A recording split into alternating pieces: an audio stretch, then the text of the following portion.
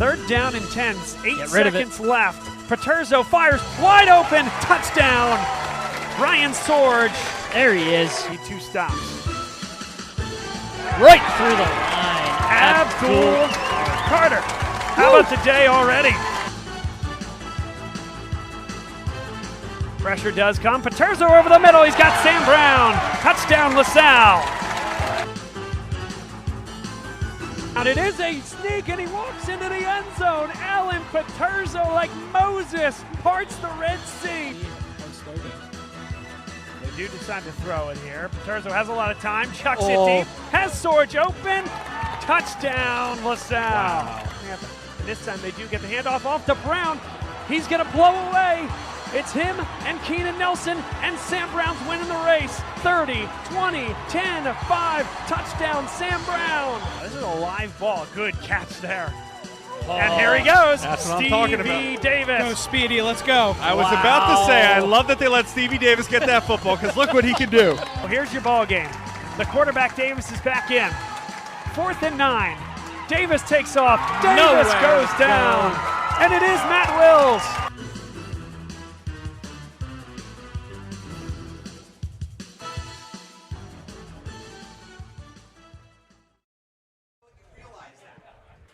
Good evening, everybody, and welcome inside Carey Stadium here in Ocean City, New Jersey. This is Ocean City High School and the host site of LaSalle College High School against Malvern Prep, the battle from the beach, and it is becoming quite the early tradition. Just the 2nd year doing this, and both programs loved it so much last year, they said, let's do it again here this year. Your broadcast team here tonight is Bob Long alongside me, Ryan Winslow. So great to have him back.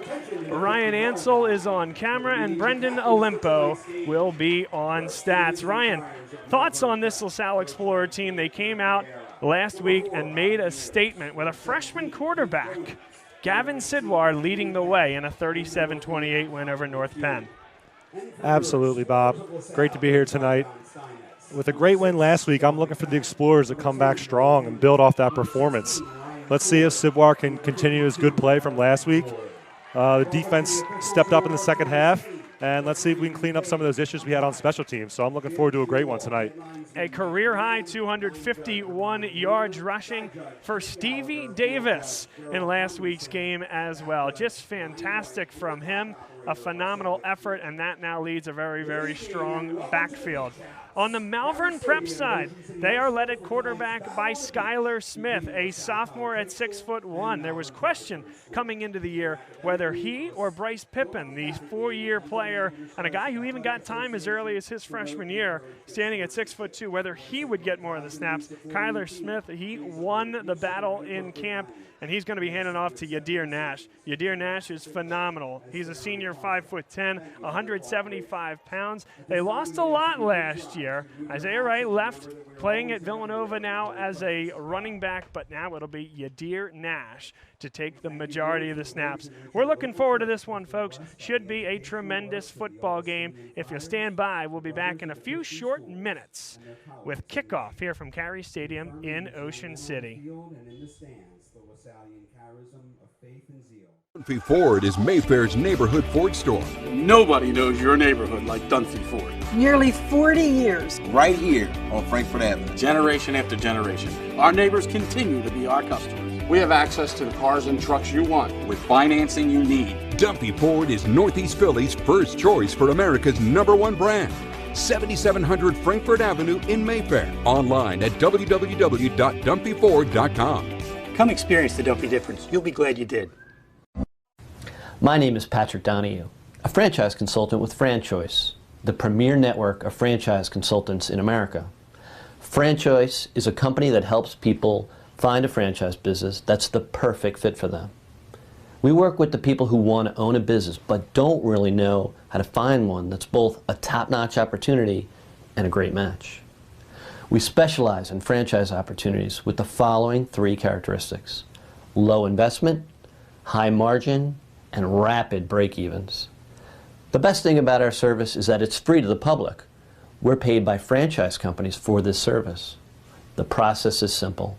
First, we do an introduction. Then the candidate provides me with information. We have a consultation based on that information, and we build what's called the model. Once we have that model, we'll share that with 3 great opportunities that match your criteria.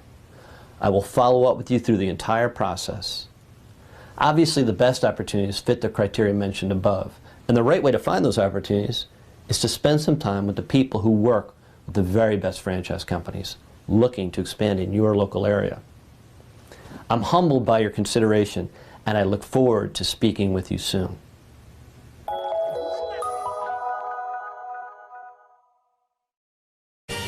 They said it couldn't be done, but somehow CCM was able to close this home in just 21 days. Carl, how'd you pull this off? Oh, hard work, dedication, grinding. Were you ever worried? Well, you know, Chloe, they pinned us in deep in the second bedroom, inspection issues, but we regrouped. Knew there was still a lot in play. Well, I'm sure the Franklins were pleasantly surprised. We got a good organization here. A lot to look forward to. Good luck with the next close. And there you have it. Cross Country Mortgage is dedicated to getting it done.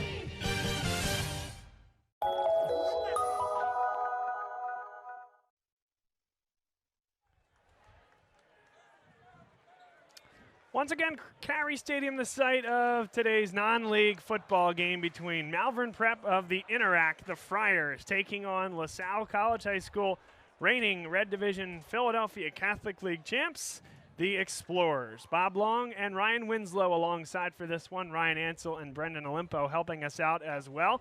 This is Bob Long Sports, and we ask kindly if you'll give us a follow and subscribe to our YouTube channel as well as our Twitter page. We'll have high school football broadcasts throughout the fall and high school basketball and other sports into the winter. So thrilled to be here. A beautiful evening, Ryan. It does not get better than this, and LaSalle will get the offense on the field first. Absolutely, Bob. I'm looking forward to a great one. I mean, we're down the shore. It's Labor Day weekend, and we have high school football. Like you said, it really doesn't get much better than this. LaSalle, a 1-0 squad. Malvern Prep, this is their first action of the year, and that's a big-time shot.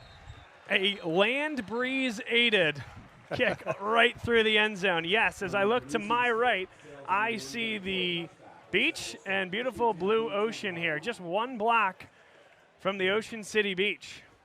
That's right, and LaSalle's offense going into that breeze to start here. So let's see if Sidwar, can deliver some tight spirals and cut that ball through the wind. Yeah, this time last week it was Gavin Damon, the senior, getting the starting snaps. Today, Gavin Sidwar. 4 touchdowns will do that for you. He was impressive in his initial outing, throwing touchdown passes in his first 2 attempts. Stevie Davis, he was phenomenal last week as well, but had some trouble getting to the edge. A gain of maybe just 1.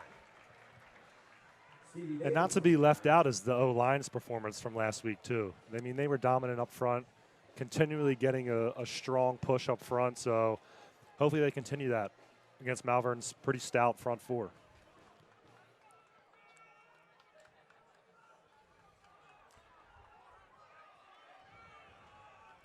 Malvern Prep, they were 5-0 in the Interact last year. 8-2 overall. A 10-7 victory for LaSalle with a late field goal in that one, a defensive battle. Just 7 offensive possessions for both teams in that game, and LaSalle runs it twice to start the contest. Gain of 1 each time. It'll be 3rd down and 8. And onto the field comes John Koch, third receiver out there on the field, along with Noel Henry and Ryan Sorge. That looked like number 4, Bobby Mears on the tackle for Malvern. He stands out to me, 6'4", 225 at that middle linebacker position. I mean, from the booth, he looks like a physical presence out there. He's a strong tackle. Pistol look, 3 receivers to the near side, and they'll throw the screen that way. Henry, good block there by Koch, but Malvern Prep rallies to the football. A gain of just 2. It'll be 4th down and 5. And on comes the punting unit, a job well done by Malvern Prep defensively. That's right. Good stop there from Malvern. Get the Explorers off the field. We'll have to regroup and see what happens on the next offensive drive. Keep an eye on number 15 back there deep to receive the punt, Andrew Pellicciata, a sophomore that folks around this program are really excited for. He can make things happen, built well for a sophomore. And Nick Remish will punt it deep. A good-looking punt. That is into the wind. Pellicciata makes the catch at the 35, slices up the middle to about midfield. And that's where the starting quarterback and the sophomore Skylar Smith will get things started for Malvern Prep. And good field position, too. That was a solid punt there by number 18, Remish. He actually drove that one nicely through the wind, but Malvern's returner was able to get a substantial gain there. They're just going to start on the 48-yard line. One guy you want to look out for here on this Malvern Prep offensive line, Peter Jones, 6'5", 290 pounds. Yeah, you'll see him if you look hard enough out there. And he is going to Notre Dame next year to play his football. Anytime you're a Notre Dame commit, you're definitely a big boy. They Jet sweep, and that's Yadir Nash, another guy that we'll see a lot of carries for. Ryan, he's the starting running back, a senior, and a lot of time he's had playing for this Malvern Prep team and high school football in general over the years. He's gotten a lot of snaps. Absolutely. And like you said in pre-show, Bob, not a lot of seniors returning back for this Malvern squad, so they're definitely going to rely on him a lot, I think. 15 of the 22 starters went to the next level. Colton Deary, a big-time player who's at the University of Maryland, bolstered what was one of the best high school offensive lines I've seen last year. Nash, nowhere to go. That's a great defensive play by the Explorers. Sam Ross, he comes off the edge to make the play. Great play by Sam Ross there to get the penetration and stifle the Malvern's back for minimal gain, maybe 1 yard. That brings up a 3rd and long. Let's see if the Explorers can get a big 3rd down stop here. It's 3rd down and about 7. 8 minutes and 41 seconds to play in the first quarter. An empty set here for Smith. And again, the motion man is Nash. Smith will take it himself. That's a great pull on the run-pass option. Smith showing his athleticism off. I'm curious if that might have just been a straight power. Oh, no, you're right. Decided to keep it up the gut for a big 1st down conversion. We talked about some of the losses for Malvern Prep. LaSalle also lost some big-time players. And Sam Brown, Abdul Carter, but one of the guys that you think of when you think of last year's LaSalle team is Ryan Moore, as Nash maybe got back to the line of scrimmage plus about a yard. But Ryan Moore was also phenomenal at that run-pass option. He'd taken it more of a Wildcat style. A throw wasn't really an option for him, but Malvern Prep using a lot of that same playbook, same idea as they march down the field 2nd and 8.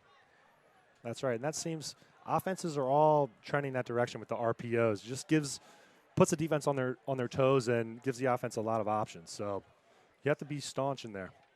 It's Nash, the deep back. They'll give it to him. And right there to meet him is Sam Ross. A really nice early afternoon for him. Absolutely. Sam Ross making his presence felt early here. 2 great stops.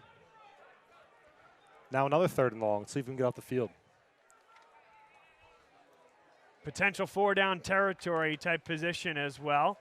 Additionally, it would be quite a long field goal at this point, about 49 yards, but there is a steady breeze coming inward from the coast. 3rd down and 8. Smith in the gun. Pocket starts to collapse. He takes off with it. Still has the option to throw. Now tucks it. Takes a huge hit. Kept the legs churning, but comes up short of the line to gain. Almost certainly, though, sets up an opportunity on 4th down. About 4th down and 3 coming up. That's right. Great pursuit out of the little Salle D there. Smith extended the play, but our guys were just too solid on the pursuit there. And it looks like the offense is staying on the field. I think that's Smith. So the ball's at the 26-yard line. They need just inside the 23 for a 1st down, and they'll take some time to talk about it. Malvern Prep calls timeout. 6 minutes and 10 seconds to go here in first quarter action from Carey Stadium in Ocean City, New Jersey. Very much a blueprint of what we saw last year. Neither team scored in the first quarter, just a couple of drives apiece in that first action. It's because teams were able to move the ball pretty well down the field. It was a rushing heavy offense, And a lot of time ran off the clock. Not a ton of possessions in last year's game. That's right. A little bit of a defensive battle last year. Still early, but shaping up to be similar tonight. This portion of today's game brought to you by E&M Insurance. E&M Insurance is a wonderful property and casualty insurance agency in North Wales and run by Chris Marr from the class of 1989, who served as alumni board president and sent his 2 sons to LaSalle. So if you're looking to get better rates and certainly better service and coverage on your insurance, please call Chris Marr and tell him that Bob Long Sports sent you. Now 4th down and 3. Smith in the gun. It's Nash up the middle. Dengoy got a piece. It's going to be really close. The officials running in to spot it right near that line to gain. And that was just a straight power, Bob.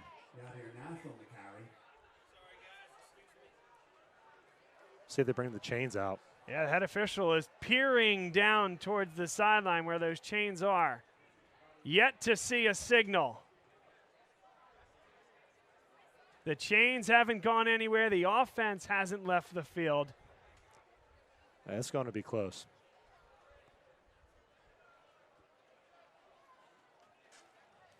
Now let's zoom in on this one. Let's see just how close this is.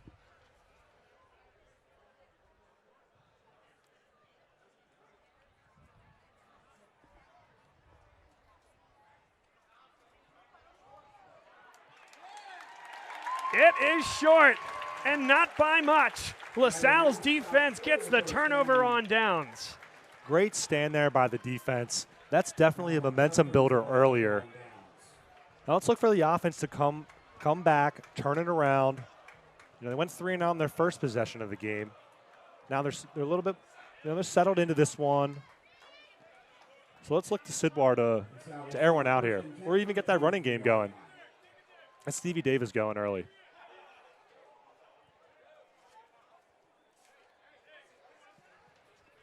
LaSalle in the gold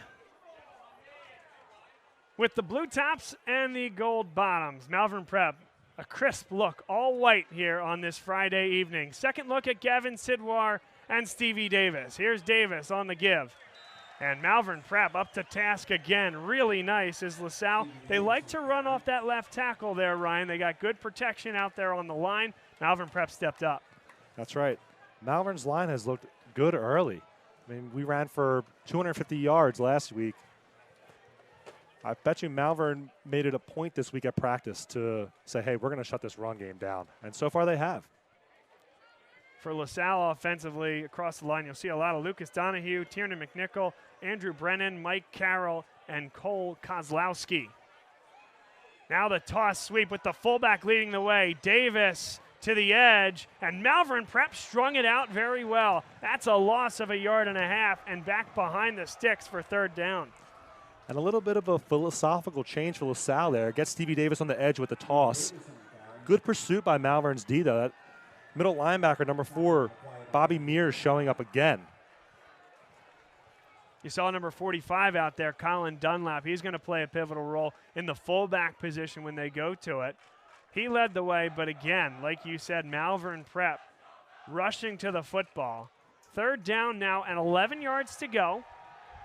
LaSalle has not been across midfield to this point. 4:42 to go in the first quarter. Sidwar scans and fires. What a catch by Ryan Swords. He's again right at that line to gain. Looks like he has it by 1/2 yard. Great play there. Pitch and catch, Sidwar to Swords. That's going to move the chains. That's a big momentum builder here, too, early. The other thing, Ryan, we mentioned it a couple of times, but it is windy here. And that's right. Heading down this direction, again, if you play this type of quarter even and allow yourself to air it out in the second quarter downwind, perhaps you'll take that. That's right. Notice that spiral unraveled a little bit on Sidwar. Davis has a nice gain there. The first time he's able to slice up the middle. He's got about 8 yards. There we see the offensive line just opening up a monster hole for Stevie Davis. Their best offensive run of the night so far. Picks up 8 with a strong run. I like how he churns his legs through contact, too. I know we mentioned that last week. He's not an easy back to bring down. He has that low center of gravity, and he just continues to drive for that and just fight for that extra yard. 2nd down and 2. Sorge and Henry, the receivers on the near side. And it's Davis again, this time off the right tackle, and Malvern Prep there to make the stop. No gain there. Nice play by big number 54, Cameron Brickle. Watch him as the nose guard just fight through that would-be block and make the play on Davis. That's a great individual effort. Still 3rd and manageable for the Explorers, though. The whole playbook's right in front of us. 3rd and maybe 1, maybe 2.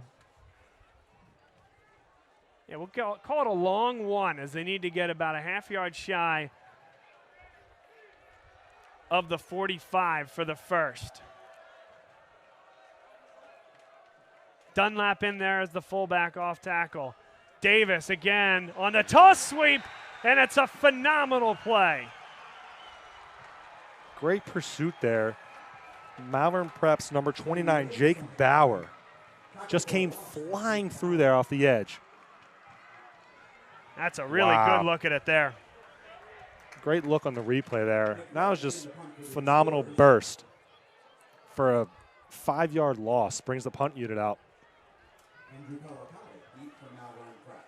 That's a sophomore there making that play, slicing through into the backfield. And now Nick Remish on to kick it deep. 1:55 to go in a scoreless first quarter. Remish, a low one, driving kick, caught by Pellicciata, makes one miss. He loves to use that middle of the field, and it's a solid return once again by Pellicciata, the sophomore. And that's a good punt there out of Remish. You know, like we said earlier, he's punting into a pretty strong breeze, so he has to drive it with not a lot of hang time. Malvern's returner able to pick up a solid 10+. Del Jackson may have had a bit of an argument there of being pushed in the back. Yep. You could argue the downfield man Sure. may have let go just in time to avoid the laundry. That's always tough on the punt return unit. You know, avoid a hold or avoid a block in the back. It's such a difficult position to be in when you're trying to block. Faking the give, and now Skylar Smith. He has a first down on an 11-yard burst. And Skylar Smith showing off his athleticism tonight. They fake that jet sweep, and he just takes it off the right edge. And that's 26 early yards for Smith on the ground. That's a big day for the quarterback thus far. Just his 2nd time with the ball in his hands. And this time they go to that jet sweep. It's Yadir Nash sticking his foot in the turf and getting upfield. Gain of 5. He got about halfway, and Malvern Prep back across midfield.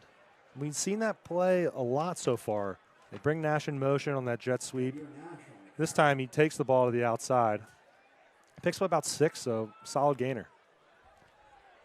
Final minute of a scoreless first quarter here from Carey Stadium in Ocean City, New Jersey. If you haven't made it down for this contest yet, and if they have plans for it next year, I don't know, but make it a point. It is a phenomenal experience down here. And Nash, they're pulling at the jersey, but no way to get him down. Mekhi Johnson out of the secondary has to make the play, and he may be a little shaken up on the play. A tough run out of Nash. But like you said, Bob, this is a must-attend high school game if you're a LaSalle alum or a Malvern alum. I mean, it's such a cool venue. You have the boardwalk right off to our right, 1 block away, the Atlantic Ocean in the background. It's just a phenomenal venue for a high school game. It really is.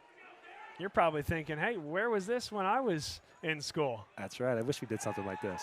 Smith takes the shot deep, one-on-one coverage, in and out of the hands. He was intended for Ryan Falkenstein. And seeing Smith air one out, that was our longest pass of the night so far. Number 2, Kelby Hampton for the Explorers had the coverage.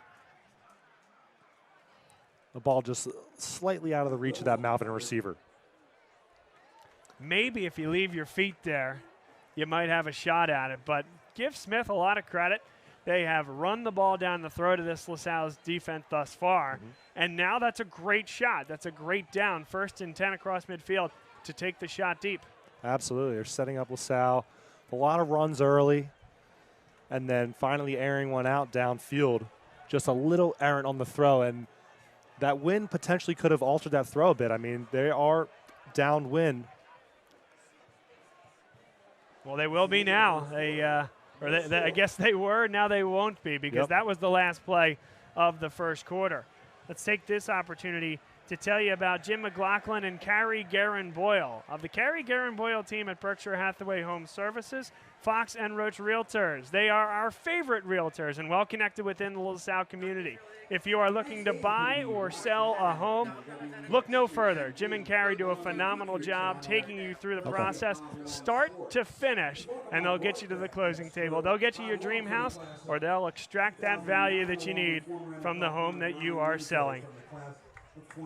Thanks to Jim and thanks to Carrie for their longtime support of us and of Bob Long Sports. So a flag came out before the ball was ever snapped. Dead ball foul. And a illegal formation called against Malvern Prep. 2nd down coming up. 12 minutes exactly to go. First play coming up in the second quarter. Now, Ryan, as a proud Pitt graduate, I am certain that you were loving what was happening last night in the backyard brawl. That's right. I was definitely tuned in. My Panthers had a great W. So I'm fired up for them. Wide open. Caught. Touchdown. Enes Udo. He got open, and Smith did not miss. Enes Udo. The tight end position, unfortunately, that's a blown assignment by LaSalle's defense. Wide open with no defender within a 15-yard radius. They lulled LaSalle's defense to sleep with the play action and snuck Udo out for the unfortunate touchdown. Although the Malvern side is loving it over there. They are. A packed house, Friar Nation. They got a great little sign there right below the student section. They came out in full force. And once again, a near capacity crowd here in Ocean City, New Jersey. Malvern Prep, they get the scoring started. That's right. My LaSalle bias is showing itself early here, Bob. We know we had that show up a little bit last week. Hey, I'm still new. I'm still new to this, That's Bob. right. You Hey, know, I love the passion. Yeah. Oh, have to support the Explorers at all times. Yep, Ryan, a 2013 graduate, punted for some phenomenal teams, made deep runs in the state playoffs, and then went to play at the University of Pittsburgh, was a phenomenal punter, many accolades at the college level, and then spent time in the NFL as well. And I don't know if you saw this or maybe even got to take a picture with him. Bill Wasilenko is sporting a Ryan Winslow Arizona Cardinals jersey right now. Bill Was 69. That's phenomenal. I don't think I've ever seen anyone represent a Winslow NFL jersey like that before. So that's phenomenal. I appreciate that. I'm now wondering where he got one. Me too. I don't even have one. No, I played with Bill's son, Dan, for 2 years. He's a great LaSalle supporter. You know, any football alumni receives his full-blown game updates and game analysis, and what he does for the program is phenomenal. We have an almanac at my parents' house so highlighting all the teams throughout the years and players and records and championships. So what he's done for the program as a program historian has just been tremendous. We'll plug those almanac sales as well. He still has some in the hopper. Awesome. It's not too late. 100 years plus of LaSalle football history, and it's all ensconced in a really easy-to-digest format, very entertaining and fun. It's great to have that encyclopedia of sorts on your coffee table. Yeah, it really is. Now Davis, they go up the middle, and a really nice defensive play. Plug in the hole, Philip Tabasso, number 71, the junior. And LaSalle's O-line just not getting the push that we had last week. With the immediate penetration, number 71, Tabasso, he just filled the hole, and Stevie Davis had nowhere to go. 11 minutes and 26 seconds to go. Early second quarter action here on Bob Long Sports. Now Jimmy Dolan, he had 2 touchdown catches last week. He lines up the second from the near side. Instead, they'll go the screen the other way. There's no blocking, and they're expecting Swords to make the move. Made 1 miss, but then shoved out of bounds. A gain of about 4. Let's see with the wind at our back here if Coach Abrams lets Sidwar air it out some more. Talked about that last week, certainly in the first game for Bernard Abrams as the offensive coordinator, replacing longtime coordinator Joe Wade. And kind of those fingerprints of Joe Wade remain on this program offensively. I know you were here while he was involved with the program, and speaks highly of Bernard. Bernard has the opportunity to advance his career as the top man offensively. Did a great job in week number 1. Now 3rd and short. Dolan, and that one was nearly intercepted across the middle. Bobby Mears, he seems to be everywhere early on. That time he sat down in zone coverage. Sidwar here was trying to hit that deep crosser over the middle. A little bit of an errant throw. Number 4, Bobby Mears, actually in good position there. That ball, potentially could have been intercepted. That's a great job by the Malvern defense, recognizing that a freshman is back there quarterback as Remish sets to kick it away. And that's going to take a good LaSalle hop inside the 30-yard line and just about to the 26. But what I'm seeing there, Ryan, is you're bringing a lot of guys to the line of scrimmage, a lot of guys with their hands not in the dirt, and then some guys are going, some guys are pulling back in zone coverage, and that's tough for a young quarterback to diagnose in live time. That's right. Sidwar, maybe not as comfortable tonight as he was in that first game. Malvern definitely mixing up his coverages, like you said, Bob. I think he just needs to settle down, trust his reads, trust his keys, trust that his guys are going to make plays. I think he'll settle down here. But early on, not much going offensively for the Explorers. And again, it's Smith. Great job off the edge. That's Sean McFadden. And we saw that jet sweep QB sneak, QB keeper. But great defense. Well, and you love that coming off the edge. Smith makes the right read. You saw him there on that replay staring at Sam Ross. That's right. They leave one defensive end unblocked and make that defensive end make the decision, quarterback or running back. Now this one is a straight give to Nash. He gets to the line and beyond it. Downhill running from Yadir Nash. Yadir Nash with some strong runs early. Like you said, that's just a straight power. You pull 2 offensive linemen. They fit their blocks. And that's just a positive run play out of the Friars.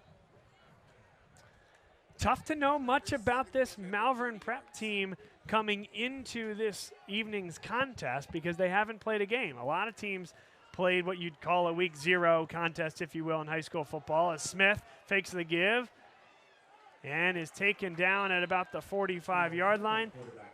Tackle made by number 49, Mike Filippo, the transfer who comes in and is the signal caller at the Mike linebacker position for LaSalle. But you don't know much about this Malvern team. They didn't play. They lost 15 starters. But this is a team with too much talent on both lines and too much star power at the skill positions to think that they're going to be anything other than an absolute chore in the interact and tough for anybody that lines up across. Oh, absolutely. Anytime you have an interior lineman going to Notre Dame, you know their front 4 are going to be stout. And they're showing that here tonight, Bob. 2nd down and 4. It is Nash. He stays on his feet, and he's going to get positive yardage. That's an incredible play. 2 Explorers were in there looking to make the stop. One was Sam Ross, who got a big hit on him, lined him up right there. And then a pop from the linebacking core.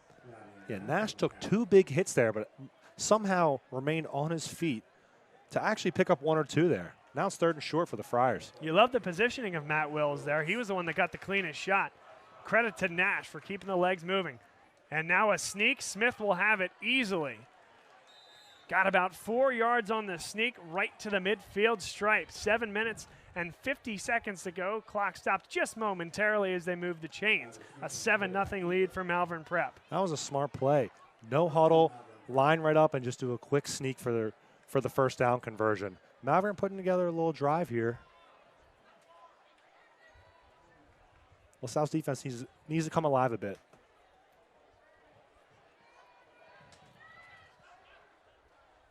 LaSalle shows blitz, and a flag comes in.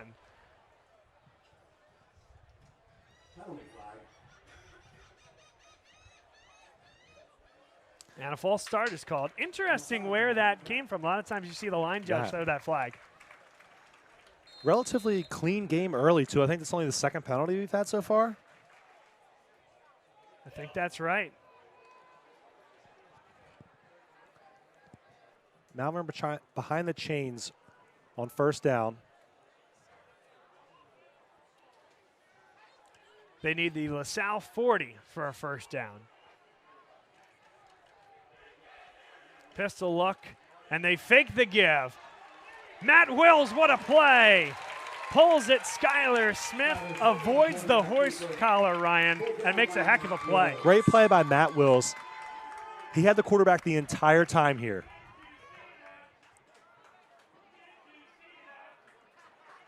Gets a hand right on their jersey, but smart enough not to put his hand inside the shoulder pad. You can pull down a player by their jersey, but once you reach the hand inside the pad, that's when the flag comes out for a horse collar. So smart heads-up play there by Wills.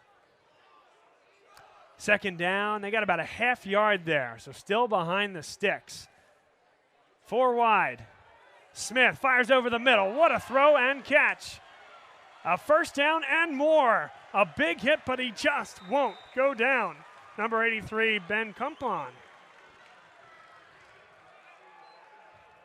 Skylar Smith with a solid pitch and catch there to his tight end, who ends up shedding 2 LaSalle defenders and picking up a huge gain.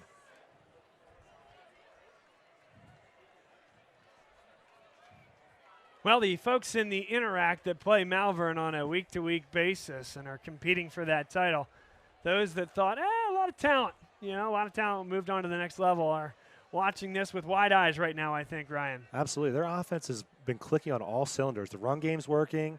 You've seen a couple nice completions. That's a broken play, LaSalle in there on the stop. And Sam Ross, that unblocked end on the edge in those RPOs, continues to do a great job. That's right. And that's all about just understanding your assignment.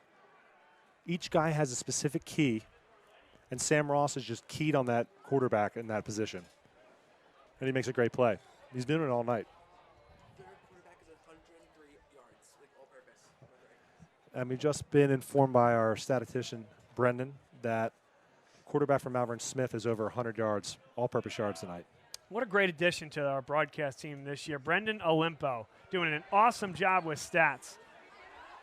And a nice open field tackle by Carson Wakefield. Coming up from the safety position, he can slide into a linebacker role as well.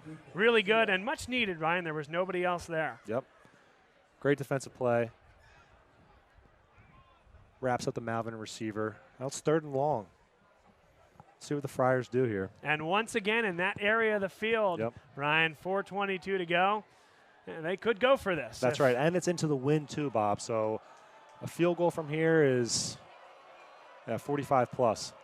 We're talking 50 plus, excuse me, a 51-yarder. Smith drops back, takes a shot against one-on-one coverage. A lot of hand checking there. In comes 2 flags against Del Jackson. He doesn't like it, but Ryan, I think the issue there, never got his head back turned to the football. That's right, Bob. I was going to say the exact same thing. Del Jackson just is playing the man the whole time. You see his head never turns around to try to combat that ball. And 2 flags came in immediately. Unfortunately, that's just an obvious PI situation. Heck of a shot there as well by our cameraman, Ryan Ansell. First time cameraman, and we'll learn a little bit more about Ryan Ansell in just a few minutes here on the broadcast. Great to have him as part of our team here today. 4 minutes and 2 seconds to go here in this second quarter. Malvern Prep moving down the field once again, dressed in the whites. They're putting together a nice drive here, Bob.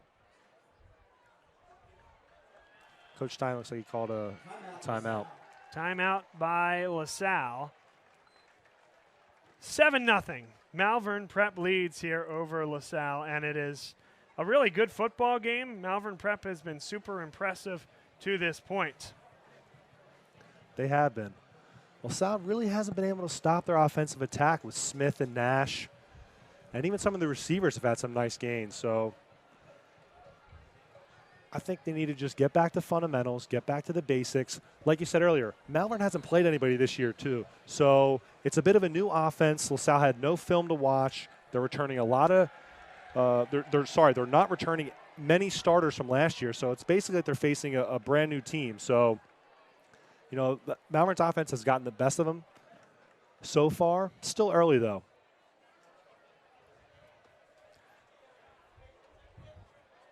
First down and 10. Ball inside the 20-yard line. They need the LaSalle 9 for a first down. Skylar Smith, has he been impressive? As has Yadir Nash. Never goes down on first contact. That's a gain of 3 to the LaSalle 16. And Bob, I forgot, did you say Nash? Is Nash going somewhere to play college ball? I believe he is. Let's follow up on that one there. But Nash, a tremendous player. Because he's run the ball solid. Certainly a guy with the potential to go play at the next level and be very successful.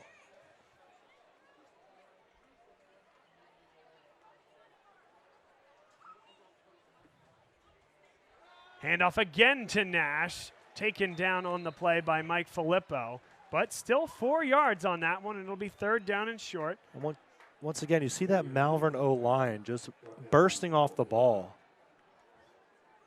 They're just washing LaSalle defenders down.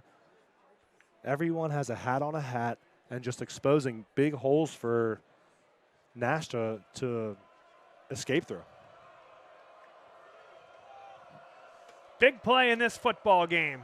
2:58 to go, second quarter. They give it to Nash. Nash up the middle. Filippo can't get him. A flag comes in the area of holding, but Nash for now in for 6. Let's see what the penalty call is, but that's another big run play out of the Friars. We need to stop this run game. Zaid Brown, number 27, was in the area where the flag arrived.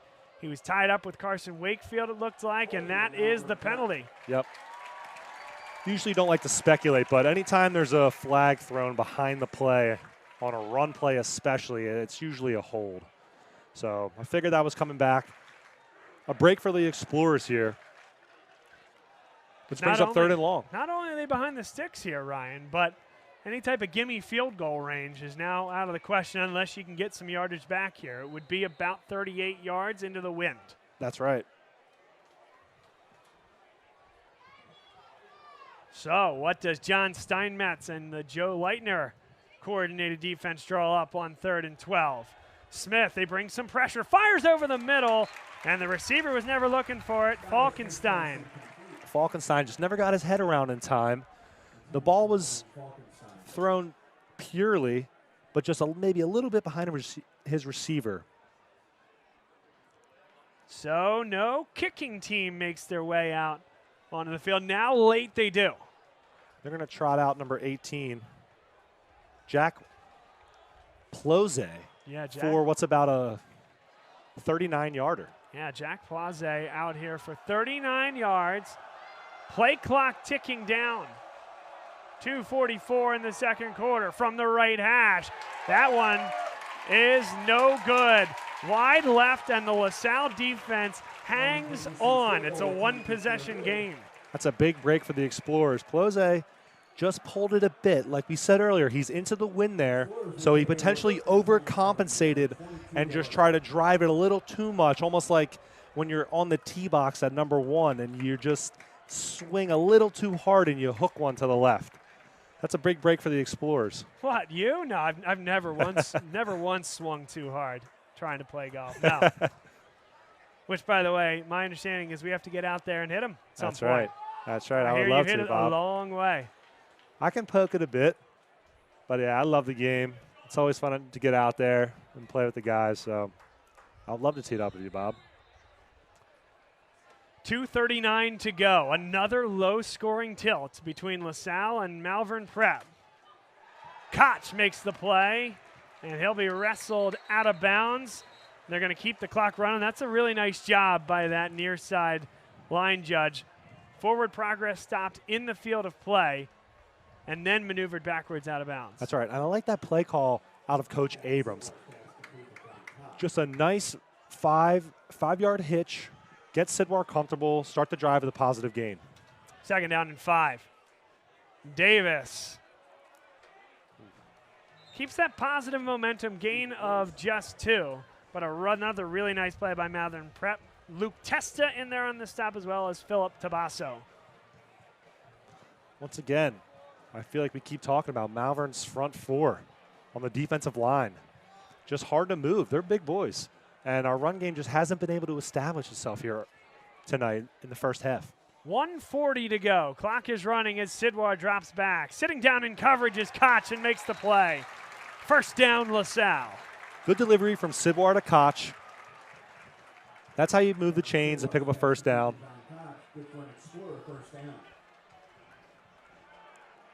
That's really just a simple 5-yard out. But if the timing is good, it's a nice clean spiral. And those are the kind of plays we're going to need to have to continue to build drives and build positive momentum. Davis, nowhere to go. Testa on the stop, gain of just 1. And now time becomes a bit of an issue. Both teams have 2 timeouts. 1:13 to go, 2nd quarter. That's right, and we haven't really seen any deep shots yet here tonight for the Explorers. Last week we saw Sidwar air it out a bit, and we just haven't seen that tonight, even with the wind at our back. Sidwar, long throw to the sideline, caught. Out of bounds is Ryan Sorge. So he got his yardage, made sure to get into the white and out of bounds. That's a big play. And that's just a big chunk of yardage that we picked up there. Good ball by Sidwar. And now let's see what we can do. With the clock ticking, should they have stopped the clock here, Bob? They should have stopped the clock. They marked him out of bounds. Now Stevie Davis on the screen. He's looking to get out of bounds, and he'll do it. I don't know, Bob. I saw about 10 seconds run off there from the time.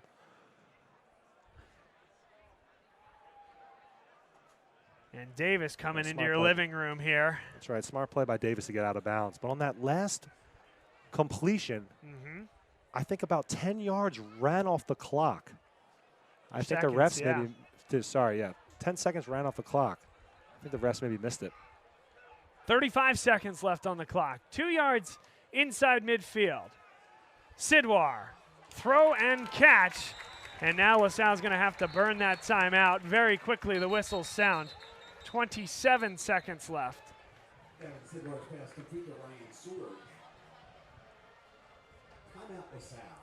Timeout on the field, an opportunity to tell you about Rams Pint House in Percy. A great spot to watch the game. Great spot to have your next family party. Go out for a beautiful and a nice meal as a family. I tell you what, they have some of the best burgers that I've had. And the Wade family does an excellent job. They've put a ton of effort and love into that place, and it's the spot to go in Percy. So Rams Pint House, an ode to the Penridge Rams as well. It's a great spot to get your next meal and watch the big game. Additionally, CJO, Design and Construction. We're going to ask everybody a favor. Ignore that phone number for right now. Chad Orman does an excellent job. He's out there doing jobs all the time. Phone number's a little outdated, so when he gets back into the office, he's going to change that for you. But you can go to cjodesignandconstruction.com. They do excellent work. You can see types of pictures on their website, hardscapes, landscapes. They'll beautify the outside of your house. We're all spending a little bit more time at home these days. So go to cjodesignandconstruction.com for your next landscaping job. 3rd down. Likely 4-down territory here as well, but LaSalle wants to move the sticks here. 29 seconds left in the 2nd quarter. Sidwar. Sorge. 1st down. And the clock will stop momentarily as LaSalle gets up to the line. Nice delivery by Sidwar there to Sorge, who's quickly becoming his #1 target here tonight. Right back to action as Sidward spikes it 17 seconds left on the clock. They retain that one timeout, which is so important. So important here. Now we get into that gray area, Bob, where it's an interesting mix between wanting to pick up yardage but being smart with that timeout. So if I'm Coach Abrams, I would like to see maybe an out to the sideline, something towards the sideline, try to get out of bounds, maybe set up one more play before you have to decide whether you want to kick a field goal or not. Because I think ultimately we need points. Whatever way we can get it, we need points going into half. Would be about a 44-yarder now. Two safeties. Certainly a conservative coverage model here. The scheme from Malvern Prep. Sidwar, and now this one blown dead. Pre-snap penalty. Now, I think there was a false start, but LaSalle arguing that it was an offside that drew it. Let's see. And it was. Very nice. So somebody jumped on the defensive line over into the neutral zone, and on it there was Cole Kozlowski on the right side of the line. He was pointing right away and saying, hey, I only moved because I was forced, right? I saw the movement, and it's a veteran play by Kozlowski. That's right, and every yard counts. Hey, football is a game of inches. They tell you that, when you start playing football in Pop Warner. So that pickup of 5 is big.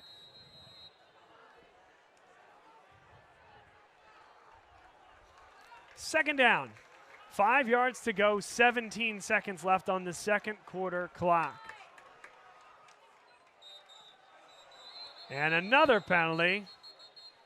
This one likely against the Explorers.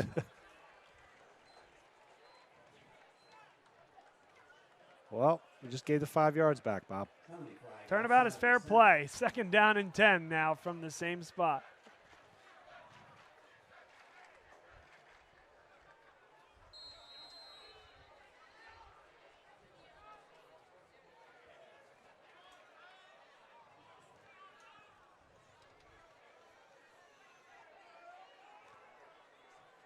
LaSalle likes this trips. Sorry, Bob. LaSalle likes this trips formation to the left here, I've noticed.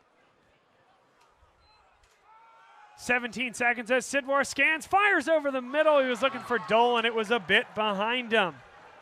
13 seconds left. Just 4 seconds comes off the clock on that play. And if Dolan could snap his head around a little quicker, he could have potentially made a play on that ball. But the ball slightly behind his receiver. So now with 13 seconds left, 3rd and 10. You want to pick up some yardage for your kicker. You give your kicker a manageable range. He has the wind at his back.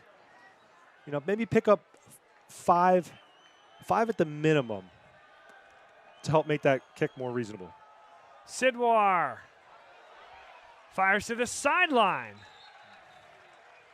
Incomplete. And good defense out of that Friar secondary. No receiver really open. He went to his last option. An incomplete pass. And 4 seconds left. 4th down and 10. And the offense remains on the field. It would be 44 yards. Yes, downwind, although I would argue the wind has abated a bit here in the second quarter. And a spot where Santiago Sterla would maybe without question be run out there in a situation like this. That's right, Bob. Now they have to think about it. That's right, Bob. I was going to mention the same thing. Andrew Park has never attempted a field goal. So to run him out there for a longer kick without that much experience would be asking a lot. And we don't know his range. I mean, this is a 40-yard plus field goal. That's a tough kick in high school. So we'll see what we decide to do. It looks like they're keeping the offense on the field. You need a shot to the end zone. 7 seconds. Yeah, you don't really have enough time to get 2 plays off. You really need a play to the end zone in this situation. So let's see somewhere airing out to potentially Sorge, a bigger receiver. Pick a matchup you like with the smaller D-back and go at him and let your receiver make a play. Malvern Prep, they'll certainly go with the prevent here. They'll keep 4 on the line, but 7 are backed up at least 5 yards off. 2 safeties with their heels inside the 10. 7 seconds left, but it is 4th down and 10. Sidwar taken down, held onto the football, but it's a sack by number 35, Enes Udo. So he's got the touchdown, Ryan, and now gets the big-time sack to turn LaSalle over with just 3 seconds left. And that's an interesting stat line. 1 sack and 1 touchdown. I feel like you don't hear that too frequently, but the pocket just collapsed. He got a really nice pass rush, and Sidwar, unfortunately, looked like he was going for a little pump fake, a double move, and a shot to the end zone. He wasn't able to get that ball off, so the Explorers mounted a decent drive there and tried to score before halftime, but unfortunately came up with nothing there. Both teams certainly had the opportunity on their last offensive drives of the first half.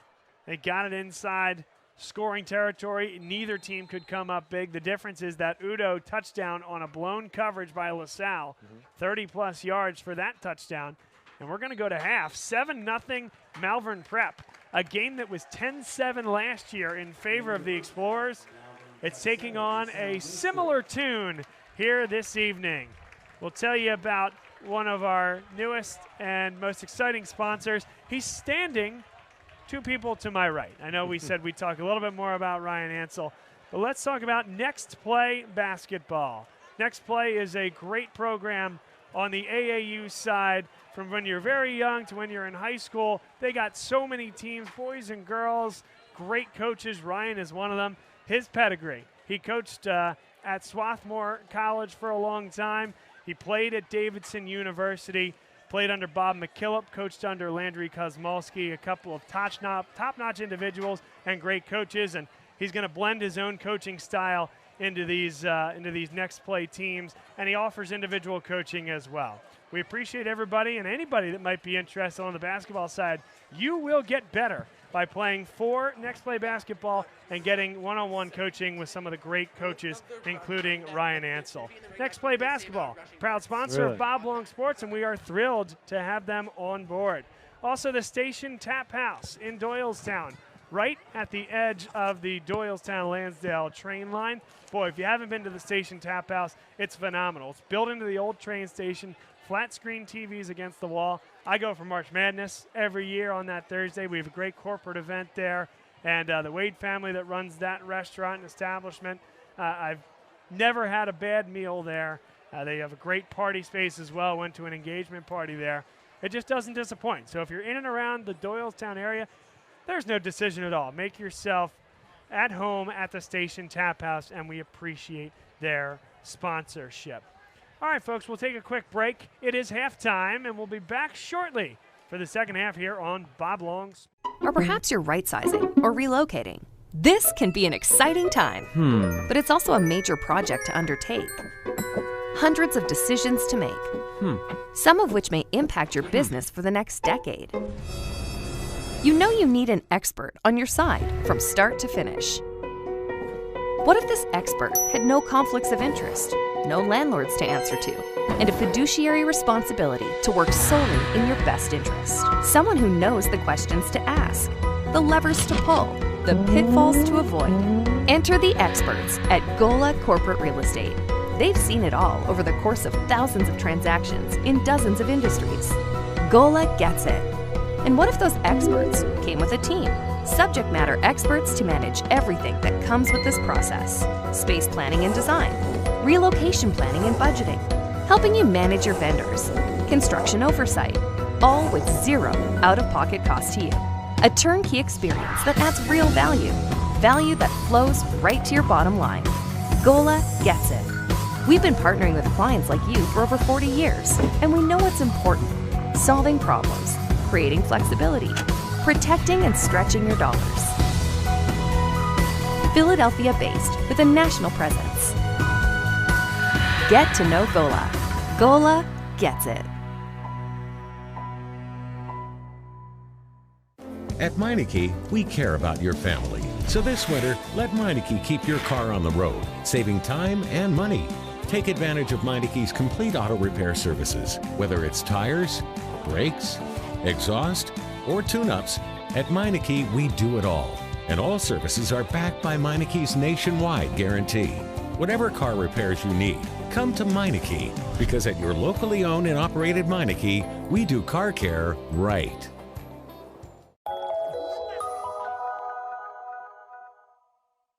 What does this win mean? Been with the family for a long time. With our team chemistry, it was bound to happen. Just close, baby! Such a big win from Cross Country Mortgage. Dedicated to getting it done. Good evening, everybody. Welcome into the Nittany Lions Sports Report. Good evening, everybody. Welcome into the Nittany Lions Sports Report live on Bob Long Sports. Today we're going to talk about the offensive line and our man of the hour, the chef, the man himself. This year, you're going to see all four guys run. They all bring a different style. The quarterback is going to read the defensive end's eyes and make a determination. Am I going to keep this football or am I going to hand it off to the running back? And that is generally the point of the RPO. Look who we have. We have Chris Perangeli, our guest picker for the evening.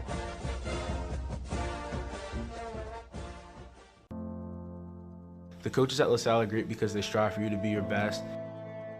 I was able to maximize my full potential in terms of opportunity in football, wrestling, and lacrosse. They're going to be pushed to be the best they can be in the classroom, on the field, in the pool, and just overall as a person. Student first, athlete second.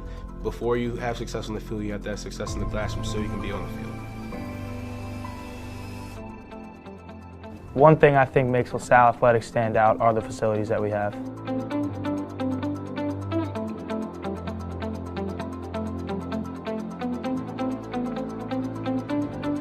One thing I think makes the athletic programs here so strong is definitely the coaching and the staff. I think I've improved as a competitor here at LaSalle because I'm always being pushed by coaches and by my peers. Seeing my peers work hard makes me want to work harder as well.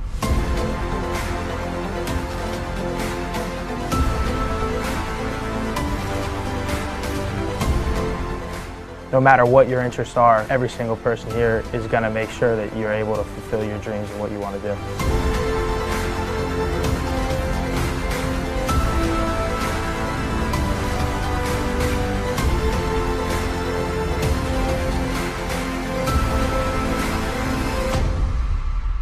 What allows us to keep winning is just our really strong sense of tradition and pride. We know that 30 years before us they won the PCL, so we're going to go out there and we're going to do our best to succeed like the guys before us did. What does your character look like? Welcome back, folks. It's halftime here. A little under 9 minutes until we get started, but for your viewing pleasure, it was a heck of a football game last week. LaSalle took down North Penn in what has become a nice regional rivalry in the 9 League. They play this game just about every year in the first weekend of the season. Let's see how the Explorers fared. Down in 5 from the 6. The give, the dive, touchdown. Nick Remish, that's a good-looking punt. Oh, and that one hit a helmet. Recover that. It's a live football, yes. And LaSalle is on it. That's huge. Here is the freshman, Gavin Sidwar. Sidwar, they'll go for the lob. What a catch. Ryan Sorge in the secondary. Dale Jackson, Carson Wakefield, Matt Mitchell, Makai Johnson. There is Dengoy. Bouncing to the outside and strutting into the end zone. Be the workhorse this year. They're asking a lot of him so far. Sidwar, great pass. Noel Henry, he's gone. Made one miss. Sidwar gave his receiver a chance. Is not Haynes, so you wonder if they go there. It's the sweep, and it's in for 2. 5. Rolling is Zelt. Chasing is Dengoy. Throws it over the top. He's got Haynes. Touchdown. Now Park will kick it deep after Stevie Davis took that responsibility for the entirety of the first half. Now Ford has it, makes one cut and another. He's still going. Park couldn't get him. Matt Mitchell couldn't get him. And it's Jay Ford King. How about that to start the second half? Earlier, allow us to look over at the sideline if need be. They'll take the shot. Good catch. What a catch. Wow. Second and goal. Sidwar straight back, fires across the middle. It's James Dolan alongside Gavin Sidwar. Sidwar will take the shot. He has a man. Dolan got it. That was beautiful. Doing a great job this evening right below us. Now it's a screen, and they recognized it. O'Connor. Zell, he'll take the shot. Has a man. Yes. It's intercepted. That's Makai Johnson. Johnson has room to run and is taken down. One-on-one with Sorge on the near side.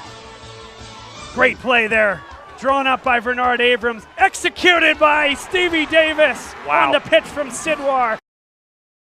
Dunphy Ford is Mayfair's neighborhood Ford store. Nobody knows your neighborhood like Dunphy Ford. Nearly 40 years. Right here on Frankfurt Avenue. Generation after generation, our neighbors continue to be our customers. We have access to the cars and trucks you want with financing you need. Dunphy Ford is Northeast Philly's first choice for America's #1 brand.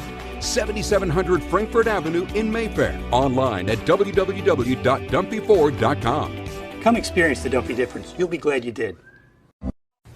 My name is Patrick Donahue, a franchise consultant with FranChoice, the premier network of franchise consultants in America. FranChoice is a company that helps people find a franchise business that's the perfect fit for them. We work with the people who want to own a business but don't really know how to find one that's both a top-notch opportunity and a great match. We specialize in franchise opportunities with the following 3 characteristics: low investment, high margin, and rapid break-evens. The best thing about our service is that it's free to the public. We're paid by franchise companies for this service. The process is simple. First, we do an introduction.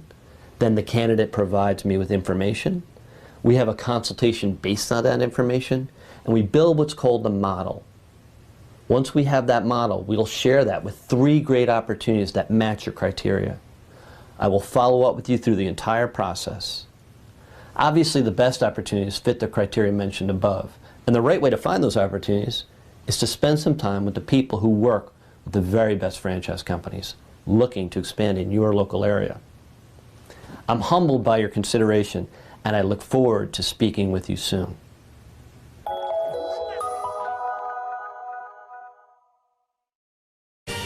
They said it couldn't be done, but somehow CCM was able to close this home in just 21 days. Carl, how'd you pull this off? Oh, hard work, dedication, grinding. Were you ever worried? Well, you know, Chloe, they pinned us in deep in the second bedroom, inspection issues, but we regrouped. Knew there was still a lot in play. Well, I'm sure the Franklins were pleasantly surprised. We got a good organization here. A lot to look forward to. Good luck with the next close. And there you have it. Cross Country Mortgage is dedicated to getting it done.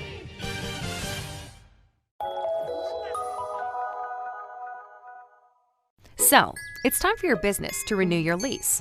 Or perhaps you're right-sizing or relocating. This can be an exciting time, but it's also a major project to undertake. Hundreds of decisions to make, some of which may impact your business for the next decade.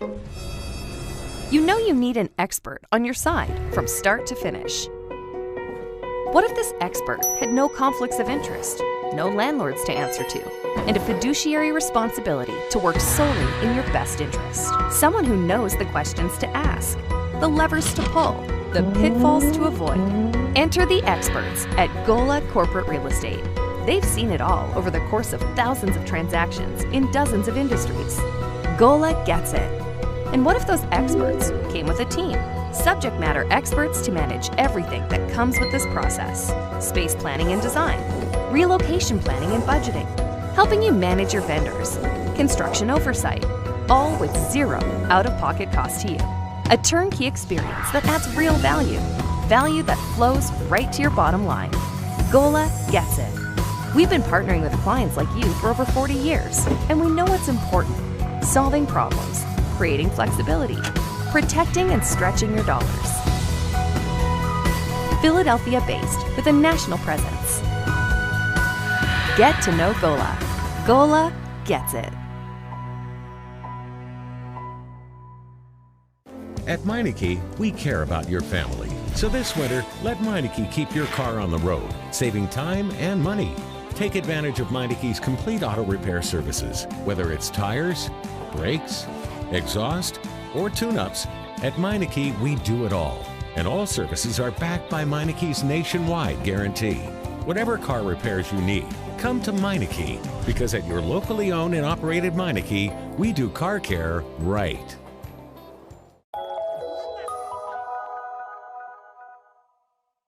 What does this win mean? Been with the family for a long time. With our team chemistry, it was bound to happen. Just close, baby! Such a big win from Cross Country Mortgage. Dedicated to getting it done. Good evening, everybody. Welcome into the Nittany Lions Sports Report. Good evening, everybody. Welcome into the Nittany Lions Sports Report live on Bob Long Sports. Today we're going to talk about the offensive line and our man of the hour, the chef, the man himself. This year, you're going to see all four guys run. They all bring a different style. The quarterback is going to read the defensive end's eyes and make a determination. Am I going to keep this football or am I going to hand it off to the running back? And that is generally the point of the RPO. Look who we have. We have Chris Perangeli, our guest picker for the evening.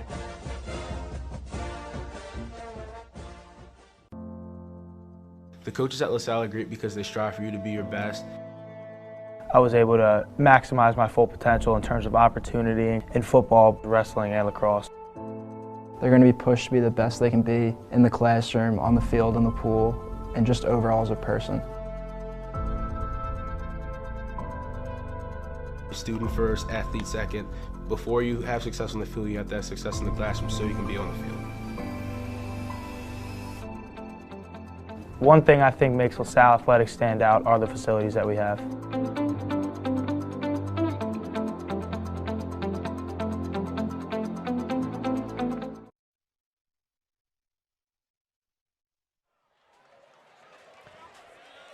Seven 0 the score as we get ready to begin the third quarter here on Bob Long Sports. Bob Long, Ryan Winslow, along with Ryan Ansell and Brendan Olimpo. Ryan Ansell on camera, Brendan Olimpo on statistics.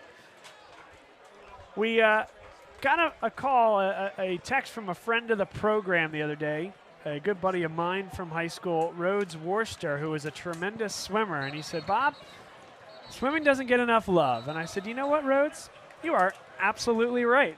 We don't talk about swimming enough. We do our best to talk about some of the great sports. And it's so early in this season that there aren't a ton of results, but the water polo team is going to be fantastic again this year. Swimming won 2 straight state championships, second last year. A wonderful program run by Steve Duncheski, before him Frank Lichtner. He was a tremendous man who lost his battle with cancer far too soon. But the program of swimming and water polo as well at LaSalle, arguably the most successful program on campus, Ryan. That's right. And Rhodes Worcester, the Huntington Valley Country Club legend. Legend. Huh? I actually know Rhodes from back in the day. Boy, there are a lot of good players over there. Oh. If he's a legend, he must be a hitter.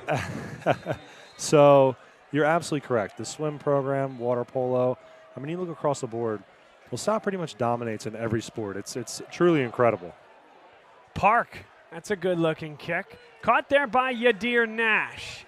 Nash makes one miss and sprinkles across the 20, lost the football, but the officials say he was down. A solid boot there by Park into the wind. There's a great article on Gavin Sidwar in the Bucks County Courier-Times earlier this week, and first thing that jumped out to me is how humble the kid and this student-athlete seems to be. Thanked his linemen, thanked his receivers, thanked his coaches, and said, hey, listen, at the end of the day, I'm just out there throwing the football. You know, learning here today against a really talented defense in Malvern Prep how to play against some of the best, and he has been special. He's going to have an opportunity here in the second half to put his stamp on this game. Skylar Smith, a sophomore, has been fantastic at quarterback for Malvern Prep, and that one, 2 hands on it for Chris Lake. Just couldn't reel it in. Rake, unfortunately, couldn't reel that one in, but that would have been a big gainer for the Friars. Coming out of the second half with a shot down the field. We didn't see a lot of shots early in the first half, but, Bob, I think we need to see the Explorers, kind of hunker down. I mean, they're down 14. They haven't had a lot of positive plays offensively. The defense, has been okay, not as stout as last week, but, their backs are up against the wall. We need to see how they respond and see how they perform here in the second half. Smith keeps it up the gut. Filippo in there near the stop. Makai Johnson came up from the secondary to make the play. It'll be third down and manageable. Call it 6 or 7 yards.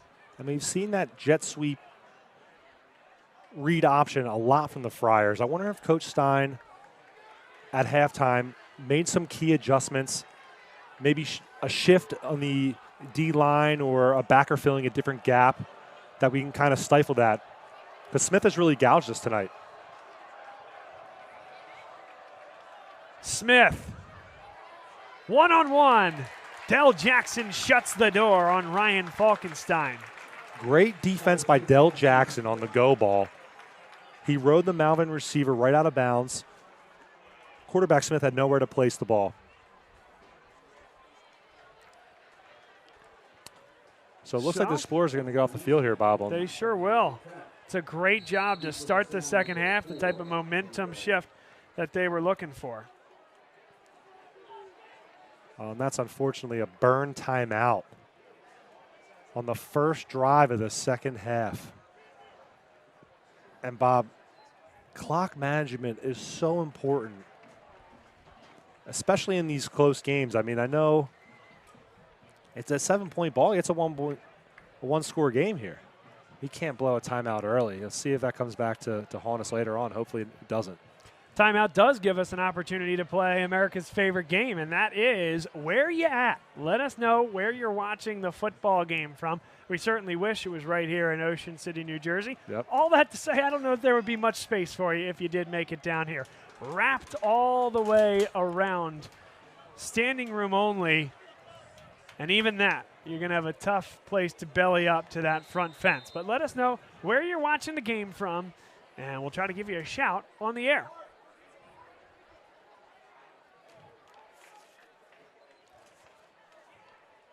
That is booted deep, but it's on a line. Caught there by Jimmy Dolan. Dolan cuts inside and is wrapped up by the special teams unit of Malvern Prep. In there on the stop, Aiden Naughton, number 44. Good job by Dolan there just to field the low punt. Established possession for the Explorers with great field position. Now let's look for the offense to take the field with a little bit more confidence coming out. We didn't see a lot of deep shots. Stevie Davis held to 8 yards rushing as opposed to last week where he exploded for 250. So let's get that O-line juiced up.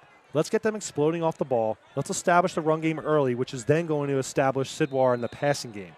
They're very complementary of each other. If you get the offensive run game going, then usually the passing game opens up. Now LaSalle will go with this jet sweep. Noel Henry to the sideline, and Malvern Prep with that zone on defense. They understood that really well. They moved him to the outside, nowhere to go. That's right. Malvern's defense has been impressive tonight. Their defensive line has really stifled LaSalle's run game, and their linebackers have been impressive too. But I like that play call early from Coach Abrams. Let's kind of mix it up a bit. We haven't seen a jet sweep out of the Explorers offense yet, so I like that. Let's switch it up, see if we can bounce the ball to the edge, and see if we can take advantage.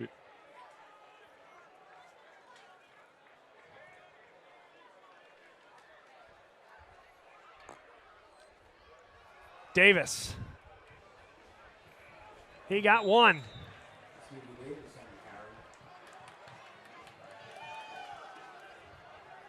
Nowhere to go in between the tackles tonight for Stevie Davis. That's right, Bob. And a little bit of juxtaposition from last week's game where the offense really was clicking on all cylinders. I mean, you talk about 4 touchdowns out of Sidwar, 250 yards rushing from Davis. And tonight really haven't been able to muster anything offensively. 3rd and long. Early stages of the third quarter. 10 minutes and 10 seconds to go. It's a 3rd and 7. Sidwar throws the screen for Davis to get him in space. Gets to the edge and is a bit short. So they needed the 48 on the other side of the field. He got to the 49.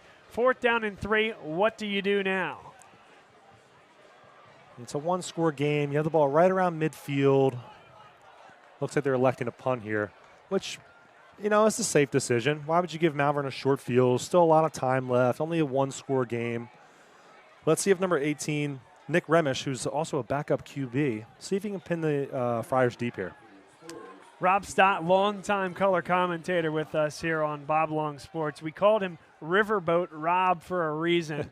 He would have been egging the offense to go for it there. But a sound decision, a line drive kick, and this is returnable. A good move there. Pellicciati taken down at the 24-yard line. Not a bad ball out of the backup quarterback and punter, Nick Remish. But the change of field position there, only about 26 yards. Malvern's starting with the ball in the 25. So if you look at the field position game, which obviously I was all about during my football career, not a huge swing there. You would have loved to see that ball closer to the 10. But nonetheless, Malvern still has a 75 yards to go.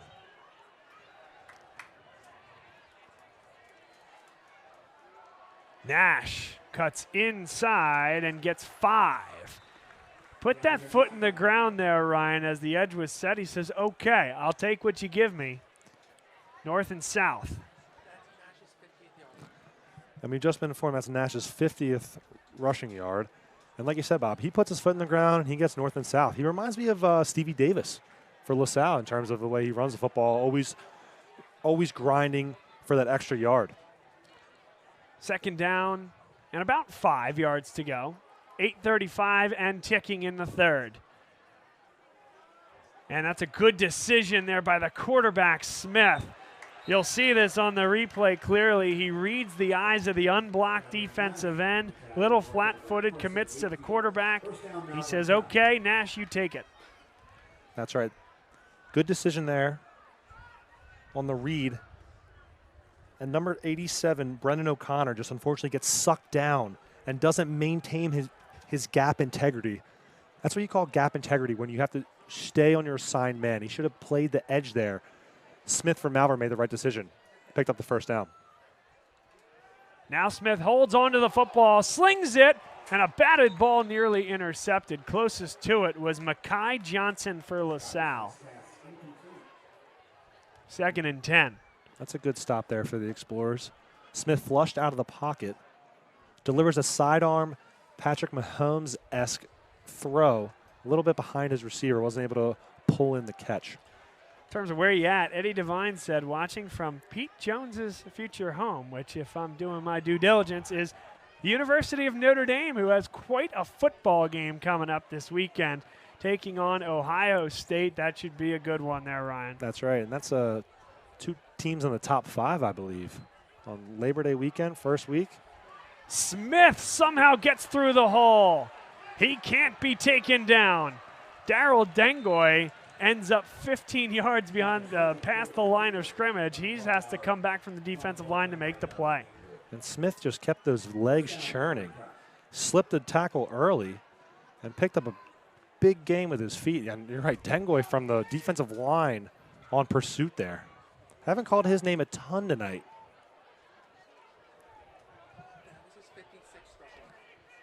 That was Smith's 56th rushing yard. It's a big night rushing for him, and they were fortunate to hand that ball off cleanly. Yadir Nash picks up 4.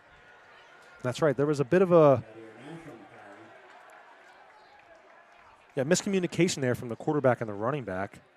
They were still able to get 4, though, which is, Bob, in a kind of a muddled handoff like that, you would like to see a TFL or some sort of no-gain situation. But, you know, tonight the offensive line for Malvern has really been blowing LaSalle's D-line off the ball, to be frank.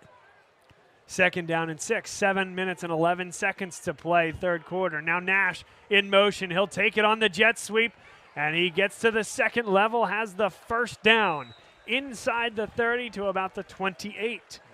And Nash with that jet sweep, running behind his blocker there. That looks like a pulling guard, number 79 for the Friars, Liam Horan. They pick up another first down. They have a drive going here, Bob. Well, and that's the thing, right? It's not just the size and brawn. but it's the athletic ability, it's the footwork, and the ability to run power with those guards. Athletic guards, boy, if you're an offensive coordinator, what a blessing that is when it comes to play call and scheme. That's right. Yeah, that mix of athleticism and size, you can't teach size is a quote that, football coaches use all the time. Big time move from Smith, got by Ross, and he has the first down, a gain of 13 yards. And Smith showing his athleticism. Shakes the DN for LaSalle. And that's number 9, Sam Ross, who he shakes, gets to the outside and picks up another first down. Smith doing it with his legs tonight. Malvern Prep, they got down to about this area of the field with their last full drive of the first half. Couple of penalties spelled doom at that point. Nash right up the middle, and he's forced back, but did get about 2. That's right, Bob. And Malvern, you said, in this territory in the first half, they weren't able to pick up any points. So obviously they're looking for 3 or 6, 7 here.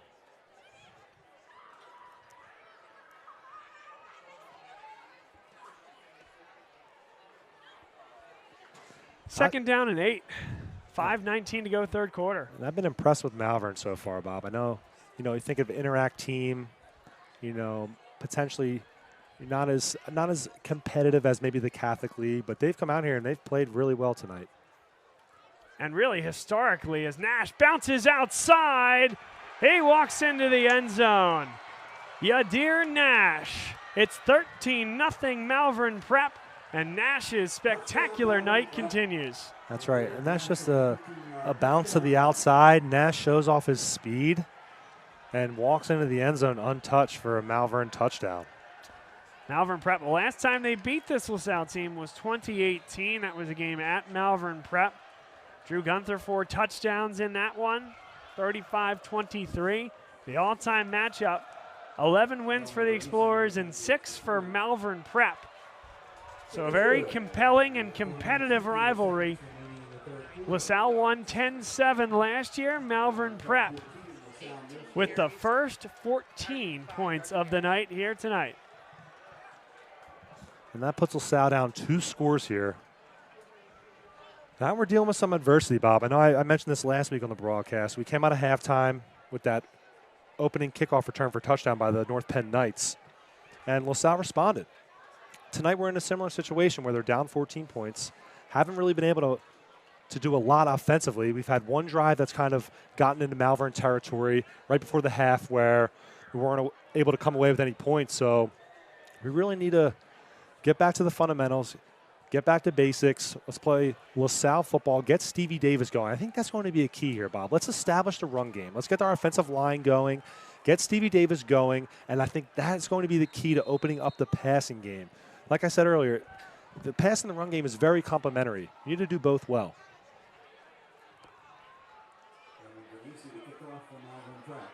Malvern Prep, they pumped that one into the end zone. Big time kick by Jake Plaze. He's been great here tonight. We talked a little bit about the backyard brawl, Ryan. Of course, your time at the University of Pittsburgh and a proud alum. Congratulations on that win, by the way. There is another team in Pennsylvania, Penn State, on national television taking on Purdue. Boy, what a game that was. That was a 4+ hour football game, by the way. That's right. That one finished after midnight with an 8 p.m. start. But our guy, one of our favorites here, Abdul Carter. Not a great call there. I know. Unfortunately, not a great call there for that targeting call in college is, a little subjective. Yep. And unfortunately, with just huge consequences. We're talking about missing halves of football games. That's huge. What a move there after the catch by Noel Henry. A good strike from Gavin Sidwar, and one of the cleanest passing plays we've seen from LaSalle all evening. Way to establish a positive play early with a nice quick slant, good timing out of Sidwar, and complete it for a nice gain. Positive, that's what we need, positive yardage early in downs. 4:36 to go, and the playbook wide open, nothing to hold back at this point. Sidwar fires across the middle. That one is caught and ripped down But James Dolan did pick up 4 on the play. 2nd down and 6 coming up. Dolan picked up 4 on another nice pass. That's 2 consecutive pass plays out of the Explorers. Let's see if that trend continues. And we've been informed Sidmar's completion percentage tonight is 84. Wow. 84%. Stevie Davis now met 2 yards beyond the line of scrimmage and dispatched there. 3rd down and 4 coming up. Under 4 minutes to go in the 3rd quarter. And once again, go back to Davis, who's been struggling to find any daylight. That's only his 10th rushing yard of the evening, which is incredible considering the absolute explosion of rushing yards last week. 3rd and 4, big play here as Sidwar fires towards the sideline, and a miscommunication there, I think, between Koch and Sidwar. I think you're bring right. The punt unit out. I think Sidwar wanted a bit of a hitch. Koch just ran the go ball. You know, unfortunately, maybe a bit of inexperience showing with the quarterback and the receiver on different pages there. That forces LaSalle to punt it back to the Friars again. Well, on that one, yeah, it looked like Henry actually ran that go route. Henry, excuse me. And then Koch was kind of sitting underneath. The ball landed Ryan right in between. That's right. Remish. That's a good punt with nice hang time, and that's a mistake to let that ball drop. Down at the 21-yard line. So that's a good switch of field position for the LaSalle Explorers. 3:15 to go, 3rd quarter. Field position is all well and good, though, but what John Steinmetz, Joe Leitner, and this defense need is a stop. You're absolutely right. We need to dial up some pressure here on Smith. They've been able to just do too much. They've been dominant. Their O-line has been getting a great push back. Their run game's been working. And Smith has really shown off his athleticism very nicely tonight. We've had John commenting along throughout the game. We appreciate the nice discourse on YouTube. But he agrees as there's a big play by Sam Ross. He's had a nice day. Kieran Campbell in there on the stop as well. He agreed on Abdul Carter. He says softest targeting call that he's seen. I know. Getting back to that targeting. I mean, unfortunately, it wasn't even – it was a broken-up play. Broken up play. And if the whistle comes from the official to say, hey, it's an incomplete pass, he doesn't go after. He's going for the football. Exactly. And you hate that for a guy who's in his first college action. May have been his first snap. It might have been his first snap out there. He's excited. He's fired up, and then the rest of the game is just taken away from him. I think that's – I think maybe a 15-yard personal foul, but to throw a guy out of the game, I understand the safety aspect. I'm all for making the game safer. But at the end of the day, football is a violent sport. It's a physical, contact-based sport. Hits are going to happen. And to punish a guy by throwing him out for a whole half, I don't know if that's the answer to the problem. I really don't. If there is a bright side on the, I guess on the larger scale, it is that he's going to get playing time as a true freshman as a linebacker at Penn State, which is really exciting. Smith pulled it, getting back towards that initial line of scrimmage. He got about 7. It'll be 3rd down and 10, 2:16 to go. Now, what we saw out there right at the tail end, I don't know if you caught that, late substitution, Kelby Hampton makes his way out on the field. I think some of his first action certainly this evening. He's a long body, 6'1", 180 pounds, can play on the offense and the defensive side. It depends on whether John Steinmetz wants him for the game, Bernard Abrams wants him, but a versatile player to keep an eye on. Okay, yeah. Getting his first action there at the right corner position, and it looks like was there a penalty on the last play? There was. Pushed Malvern back, so it's 2nd and long now for the Friars. That pushes them way back inside their own 10-yard line, Ryan.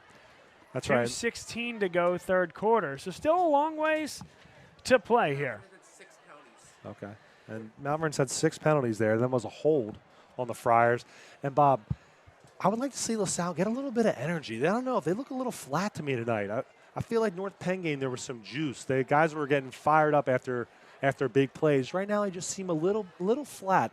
look for somebody to just get that spark done. Maybe it's a big hit. Maybe it's a turnover or even a stop and get off the field. I think the guys need to just get going. They need to build confidence. They need to get a little spark. And go out there and play some Explorer football. I think a part of that is a credit to Malvern Prep. Now, Brendan Olimpo, who gave us the statistics all night long, said, hey, 6 penalties for Malvern. That's not what Dave Guerrera and that coaching staff want, no doubt about it.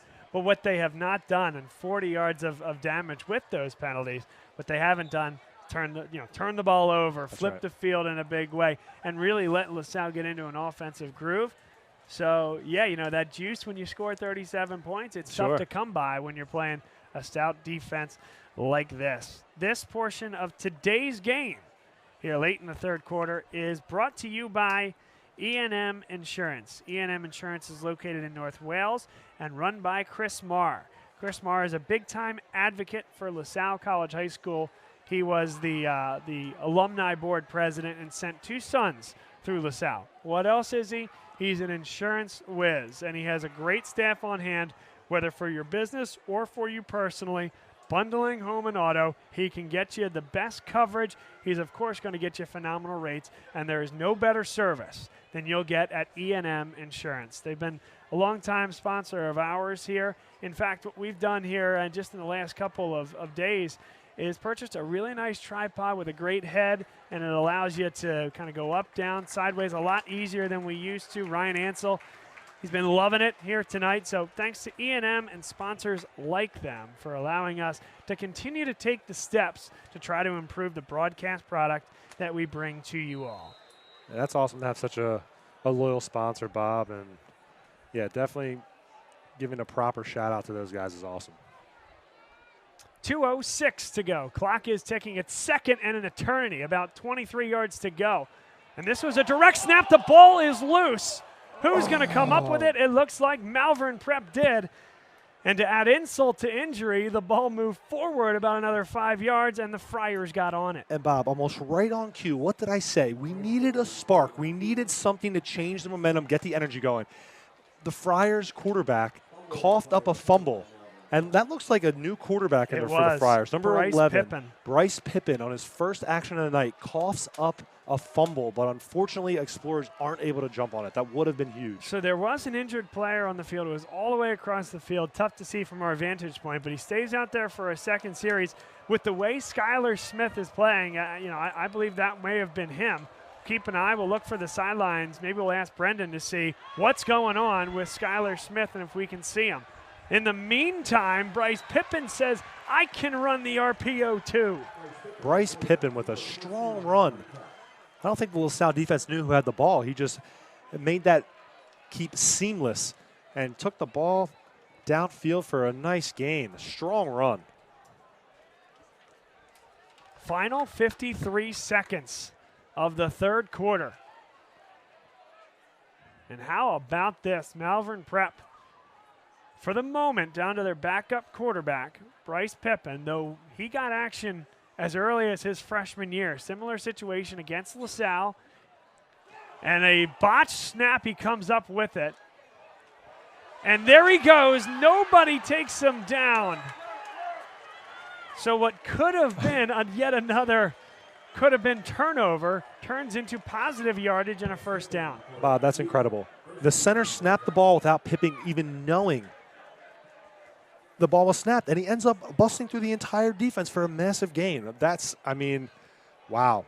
I haven't seen that. I haven't seen a broken play that goes for 25. And now under 10 seconds to go. Granted, Pippen moving the offense down the field. Why would you even snap it? They'll let this go to end the third quarter. And Malvern Prep with the football driving against LaSalle. Another score would make it a 3-score game, Ryan. And this is crunch time here at Carey Stadium in Ocean City, New Jersey. This portion of today's game is brought to you by Jim McLaughlin and Carrie Guerin Boyle of the Carrie Guerin Boyle team at Berkshire Hathaway Home Services, Fox and Roach Realtors. If you're looking to buy or sell your home, hey, maybe you're looking to do something at the shore. You want to be at this game here next year and be able to retire to somewhere comfortably after. Talk to Jim, talk to Carrie. They understand what's going on in the real estate market in New Jersey and Pennsylvania, And we sure hope that you'll give them a call. Another loyal sponsor of ours that allows us to produce what we do and to send it out to all of you all over the country, all over the world, fans of high school football. We appreciate both the LaSalle folks and the Malvern Prep folks who have joined us here tonight. And thanks to Jim and Carrie for their support.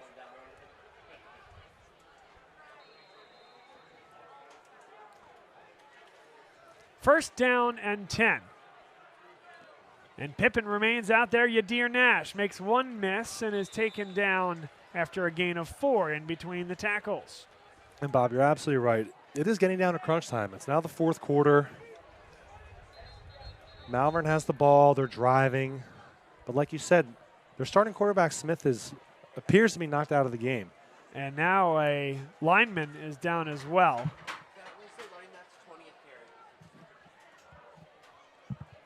And it looks like Nash down.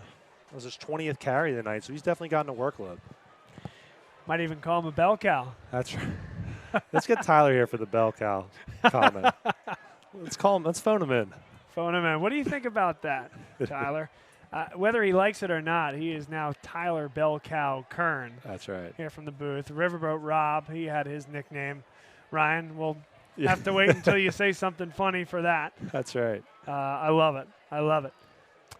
As we wait for the great trainers to take care of Nash out there on the field, we'll tell you about CJO, Design and Construction. If you're looking for a landscaping project, give Chad Ormond a call. Big-time football supporter and on staff, actually, handling the video associated with Huddle and getting good videos up to date for the players and teams to use after this game. So Chad, big-time supporter of LaSalle football, new sponsor of ours. Appreciate him, and looking forward to getting him to work at our residence because we've seen the work they do, and it's just fantastic.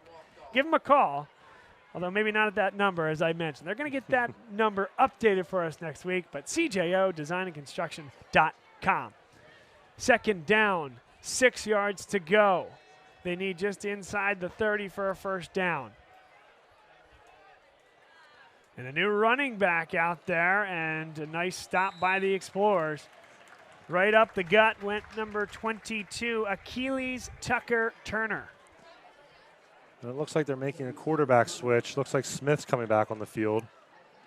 So see if he's hobbled by maybe cramping. You never want to speculate, but he's back on the field. Good to see as well. Good to see. And again, it's Achilles Tucker-Turner, all-name team in the backfield. Tucker-Turner. Love that. And I'll go Achilles, too, as the first name. Love that. Third down. They take the shot again. They have him. That's 2 touchdowns for number 35, Enes Udo. Smith comes back in for one play after being knocked out for a few and throws an absolute strike. Phenomenal ball to Udo for his second score of the game. And that puts Malvern up 3 scores, Bob, in the fourth quarter. That was a great pitch and catch. Unfortunately, nothing the defense could do. It snuck out the tight end again for a touchdown.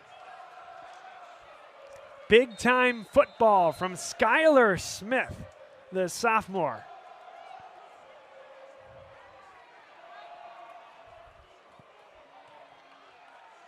The extra point is through. 21-0 with 10 minutes and 38 seconds to play. And, Bob, this LaSalle side has gone quiet. Not a lot of juice from the student section. The fans are quiet. I mean, we're down 3 scores in the fourth. That's we need to step it up here. Well, we have to give a lot of credit to Malvern, though. They've come out here and they've executed a game plan. Clearly, it was going to be a mix of Smith and Nash, sprinkled in with a couple throws to Udo, and their offense has been clicking. It really has. Our defense hasn't had a chance to match them. And, you know, it's reflected in the scoreboard. 21-0 in the fourth quarter.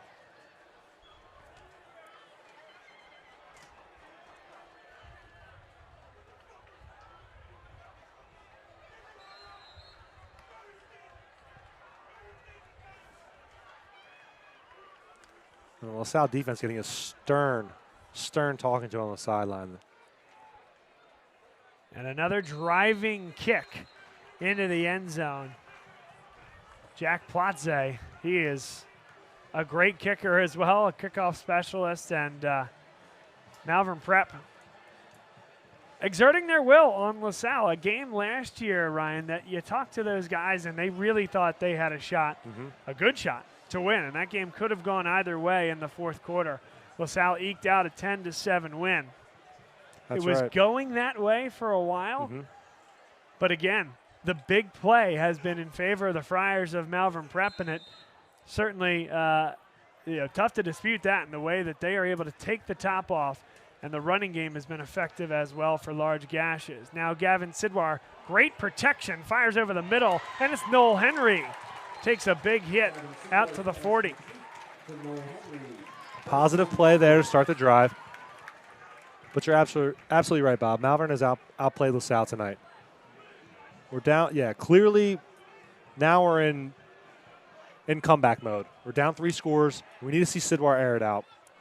We need to see Coach Abrams' play calling here be super aggressive and try to put points on the board. Sidwar to the outside. It's intercepted. It's a foot race, a pick 6.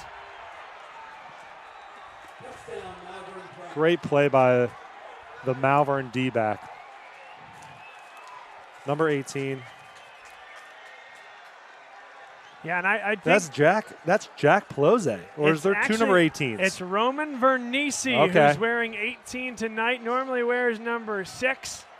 Roman Vernisi takes it back, and it's 27-0. And unfortunately, Sidwar trying to potentially force a ball to his receiver.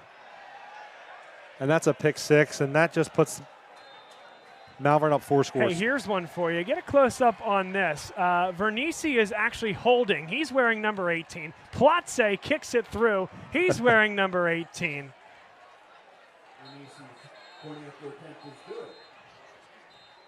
Some extracurricular activity.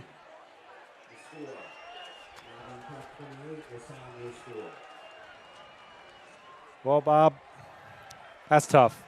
That's tough. In a situation where you absolutely need points, you know you're going to air it out, and only on the second play of the drive, give up a pick 6. That's tough. Malvern Prep, they played a lot of zone here today, and those linebackers have just been sitting back.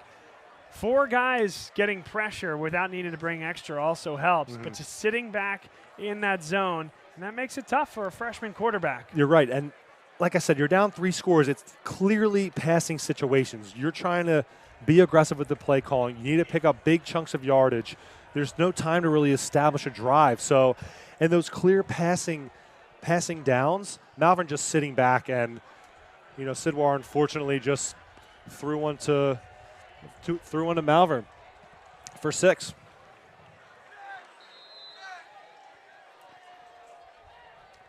I'm still hung up on 18 holding for the kicker 18. That's pretty good. That is good. Henry has some room. Koch does get a block on the outside and pulled out of bounds late.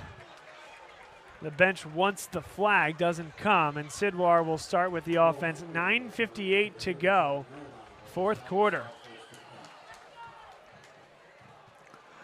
And we're down 4 scores here, Bob. I'd like to see the offense have a positive. Let's have a positive drive. Let's try to put some points on the board.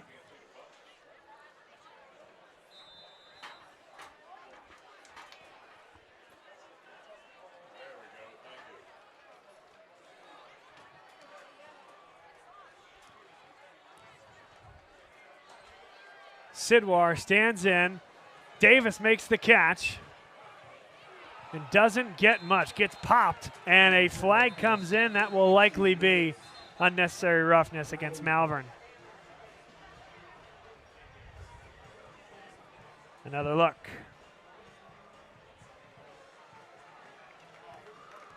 Big hit.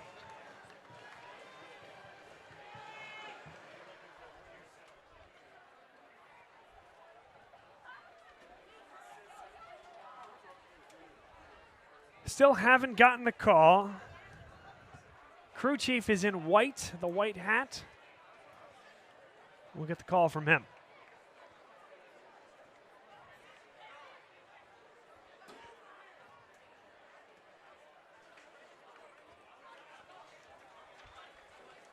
And the targeting call is against Malvern Prep. He'll remain on the field at the high school level, unlike college. I didn't know there was targeting in high school, Bob. I had no idea. So it's basically a personal foul call. Yeah. Okay. Yeah, you see when he sure, helmet the to helmet goes that okay. Helmet to helmet contact. Interesting. There. The fist to the right temple, I guess, if you will, if we're trying to describe the motion. And going to be offside, I believe, against Malvern Prep. The reason that's blown dead, if that's the call, would be because it's unabated to the quarterback and puts the quarterback in danger. And that is the call, offside.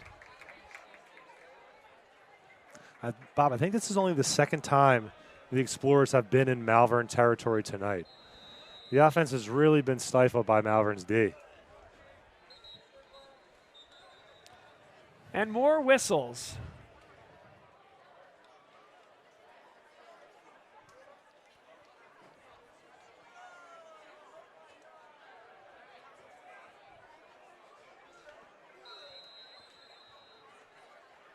Now they run the clock. 9 minutes and 30 seconds to go.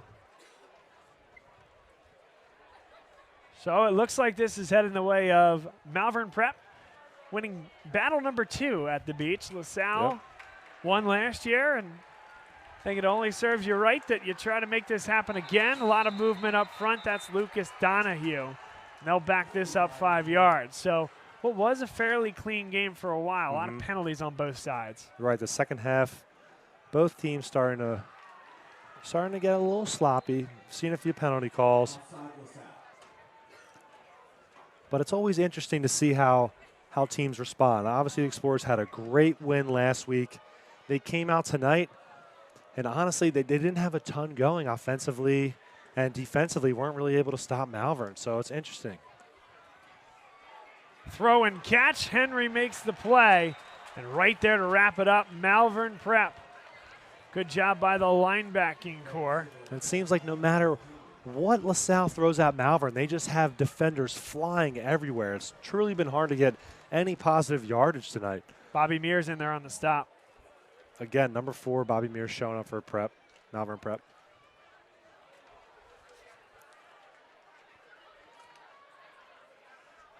$8:22 to go, fourth quarter. LaSalle looking to put points on the board for the first time tonight. Sidwar across the middle. That's great defense. They want the flag, but I think Perry DiBartolomeo coming in, and there is a flag, so DiBartolomeo will get called for the interference. That's right. And, Bob, you're right about that Malvern zone defense. They have a lot of defenders just sitting in spots on the field, and I'm not sure if maybe it's a lack of experience from Sidwar, but, he's trying to force these throws into spots where, the defenders are covering. I can tell you Bishop McDevitt will be watching this tape very closely. That'll be a tremendous matchup of two young, highly touted quarterbacks as Stone Saunders and Bishop McDevitt make their way to Springfield High School right down the street from LaSalle and the home of the Explorers for another huge non-league matchup. A lot to learn for the Explorers from this one, and nearly intercepted. Great pass breakup. That's number 19, Hayden Pegg. Another good defensive play by a Malvern corner. Sidwar had a ton of time in the pocket. Delivers a solid strike, but unfortunately, the defender from Malvern there to make a nice PBU, pass breakup. 8:08 to go. Second down and 10 from the Malvern 30.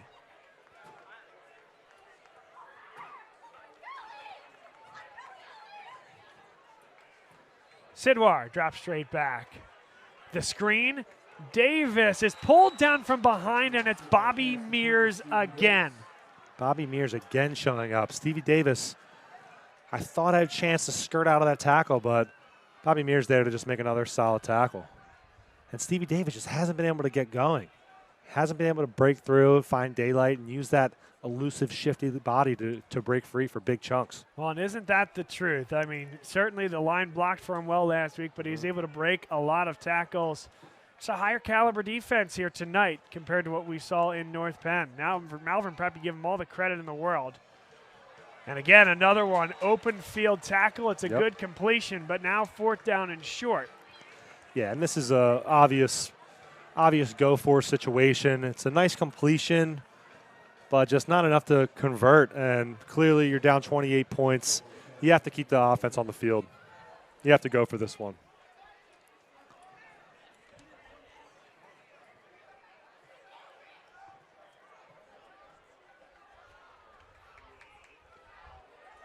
Fourth down and about 4. Sidwar fires. Intercepted. And there's a lot of room to run. It is a foot race.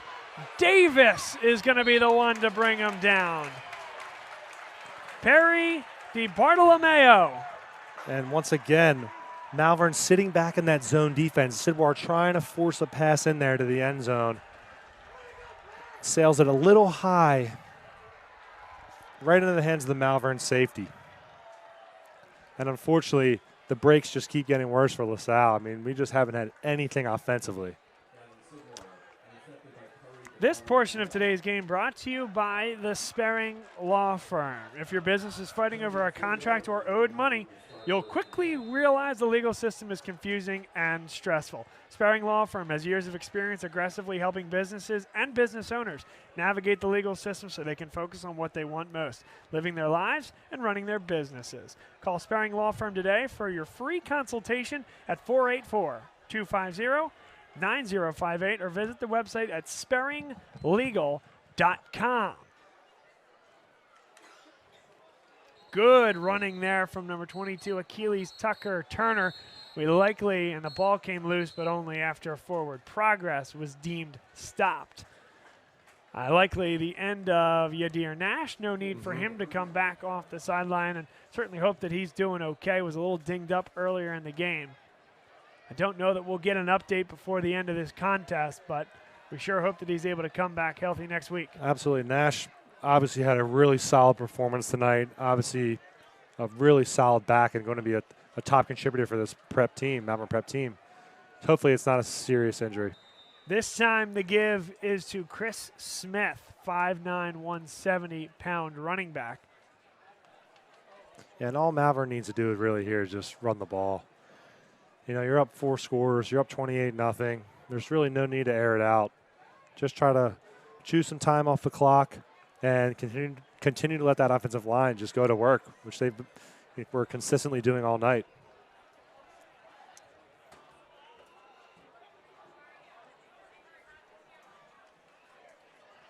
Again, Smith.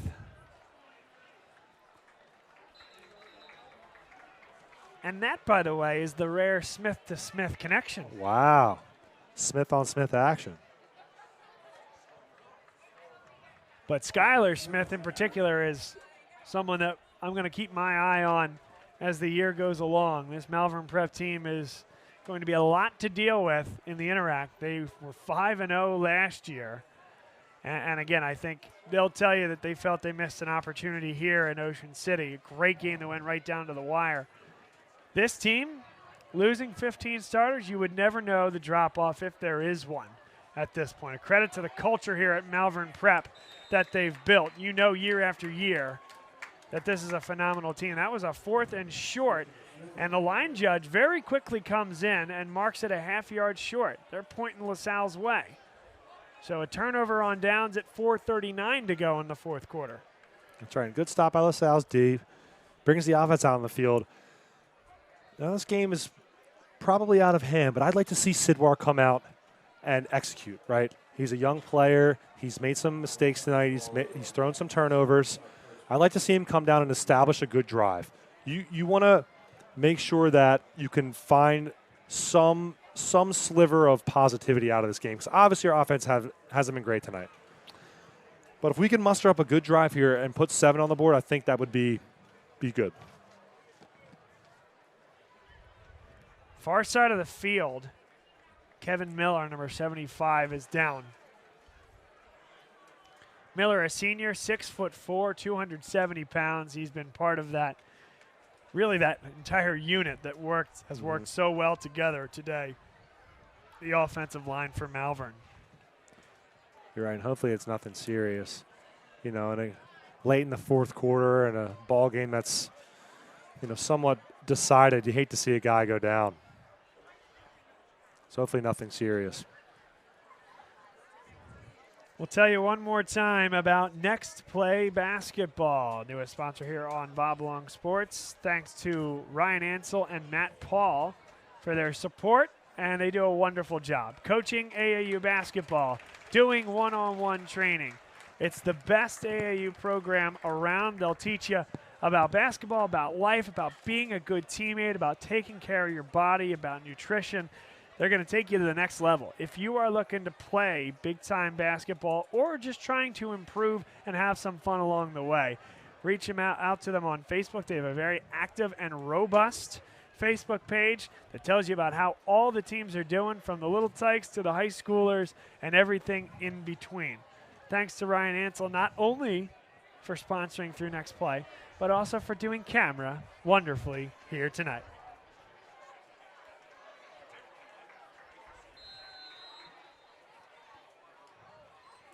First and 10, and now John McSorley into the game. He gets the carry up the gut. He is the backup running back, Ryan, and we see him sparingly. Stevie Davis has shown himself to be the, I'll say it, bell cow this year. And McSorley coming in an opportunity now to get some key reps, and a guy that you want to see continue to improve and grow that role as the year goes on. Yeah, absolutely. Need to get some guys some experience here tonight as he gets another carry here. And he never went down, so kept turning the legs, got one, and then was finally pulled down by a mass of Friars. Yeah, and that's 2 straight run plays. I thought maybe we'd see Sidwar air it out and try to build some confidence, but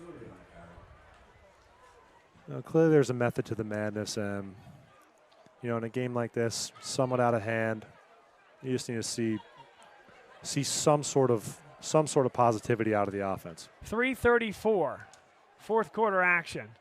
Sidwar intercepted again. That's the third interception of the night.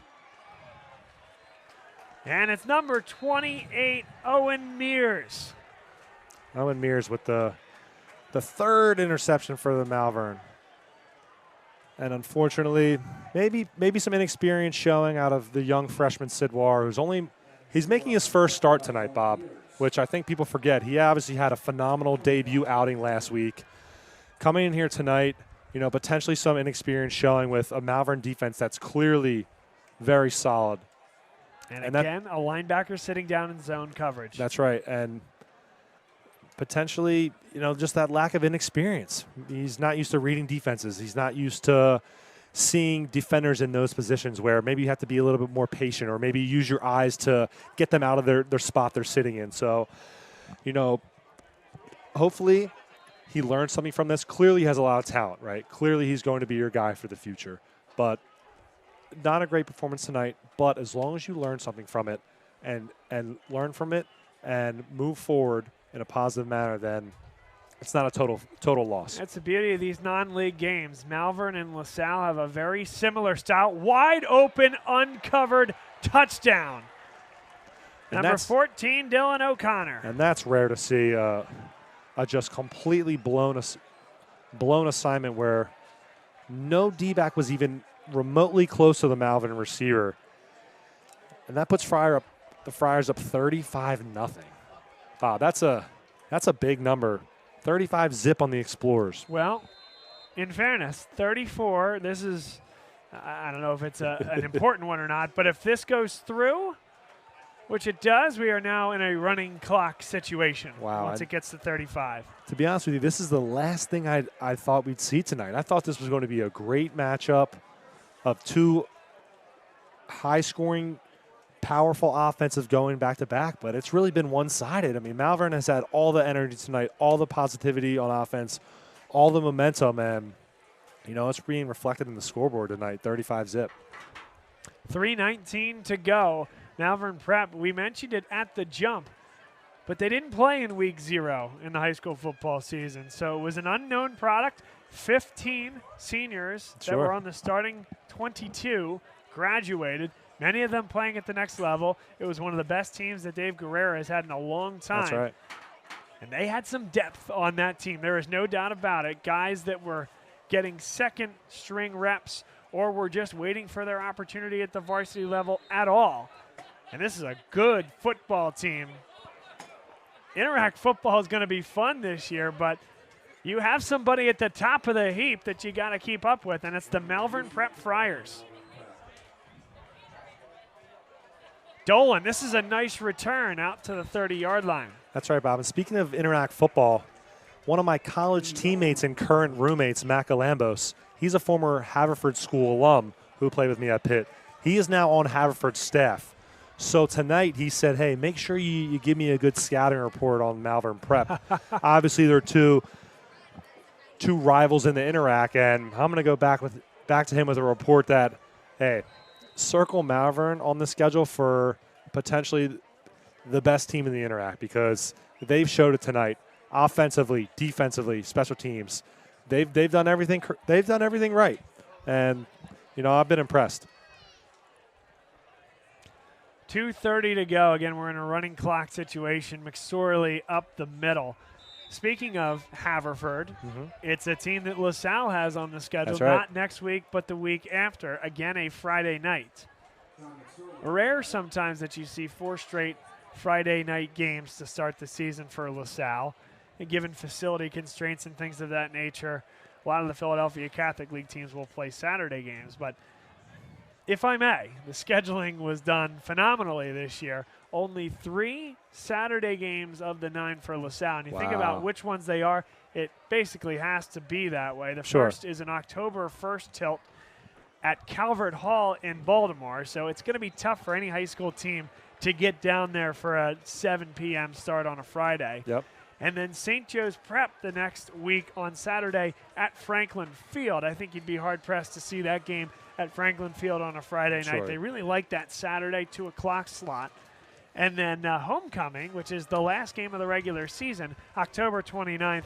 Of course, that's always going to be a Saturday so that the alums can get back. But everything else is a Friday night. Yeah. Not that anyone's asking me, but I like it. Absolutely. And that's rare, like you said, Bob. I mean, when I played, I probably can count on one hand how many Friday night games we had just because of the way the schedule shook out. And, yeah, I mean, look for LaSalle to bounce back tonight. I mean, potentially they could have been riding a bit high from that win over the Knights where they were the underdogs. Maybe came in here with, you know, a little bit of overconfidence. But, yeah, you know, humbled tonight. 35-point loss. No points on the board. And let's just get back to the drawing board. And you ran into a team in Malvern Prep that clearly studied film. They were ready. Absolutely. They designed a scheme against this LaSalle team, and they did not miss tackles in the open field. And then when LaSalle was forced to unload and kind of open the playbook up, Ryan, then that zone coverage twisted this LaSalle offense out of character, and 3 late interceptions. That's a big reason that the score ended up the way it was, right? It was a 14-0 game. LaSalle had some opportunities. Malvern Prep controlled things, and it was those late interceptions when LaSalle had to take chances that resulted in the lopsided score that you see, and that'll be the last play of the football game. Malvern Prep convincing in a battle at the beach. And as they likely, many of these guys sit on the beach over the course of Labor Day weekend throwing around the Nerf ball, it'll be Malvern Prep with the bragging rights here in 2022 after LaSalle got them last year. That's right. And like you said earlier, Bob, the beauty of this game is it's non-conference, right? So everything LaSalle wants to accomplish this year is still right in front of them. You know, obviously disappointing, but let's watch the film, get back to the drawing board. Clearly we know offensively, okay, we need to get Sidwar practice reps against the zone. You know, Malvern threw that zone at him, and he wasn't able to respond. So you know what he has to work on. Defensively, stopping the run. Like you said, you're going to see a lot of teams that use that read option. And clearly we need to work on keys, gap assignment, and just staying strong. And the beauty of it is you have things to work on. They will take the week to look at that and get ready for what should be a phenomenal game, and one I've really been looking forward to, against Bishop McDevitt at Springfield High School. It's a team that LaSalle played and beat 21-0 in the first game of last season out in Harrisburg. Okay. Tremendous facility, tremendous experience for this LaSalle team. It was a lightning-delayed game. Sam Brown and Abdul Carter were not in the contest, but they started their season out the right way. Well, they also caught Stone Saunders, the now sophomore sensation, at the right time. His first start as a true freshman in high school. Now, he's a year in, went all the way to the state final at the 4A level. Yes, LaSalle's a 6A team, but Bishop McDevitt's going to give them everything that they can handle and then some. That's going to be a great game next Friday night, 7 p.m. right here on Bob Long Sports. Looking forward to that one. And that's just about it for us here at the Battle at the Beach. Brendan Olimpo on stats. Excellent job as always, my friend. So good to have you part of our team. Ryan Ansel, great job on camera. Your first time behind the camera here for Bob Long Sports, and thanks for sponsoring us as well. Ryan Winslow, my color commentator, and I am Bob Long saying so long from Ocean City High School. We'll now leave you with the dulcet tones of the LaSalle Pep Band and the alma mater.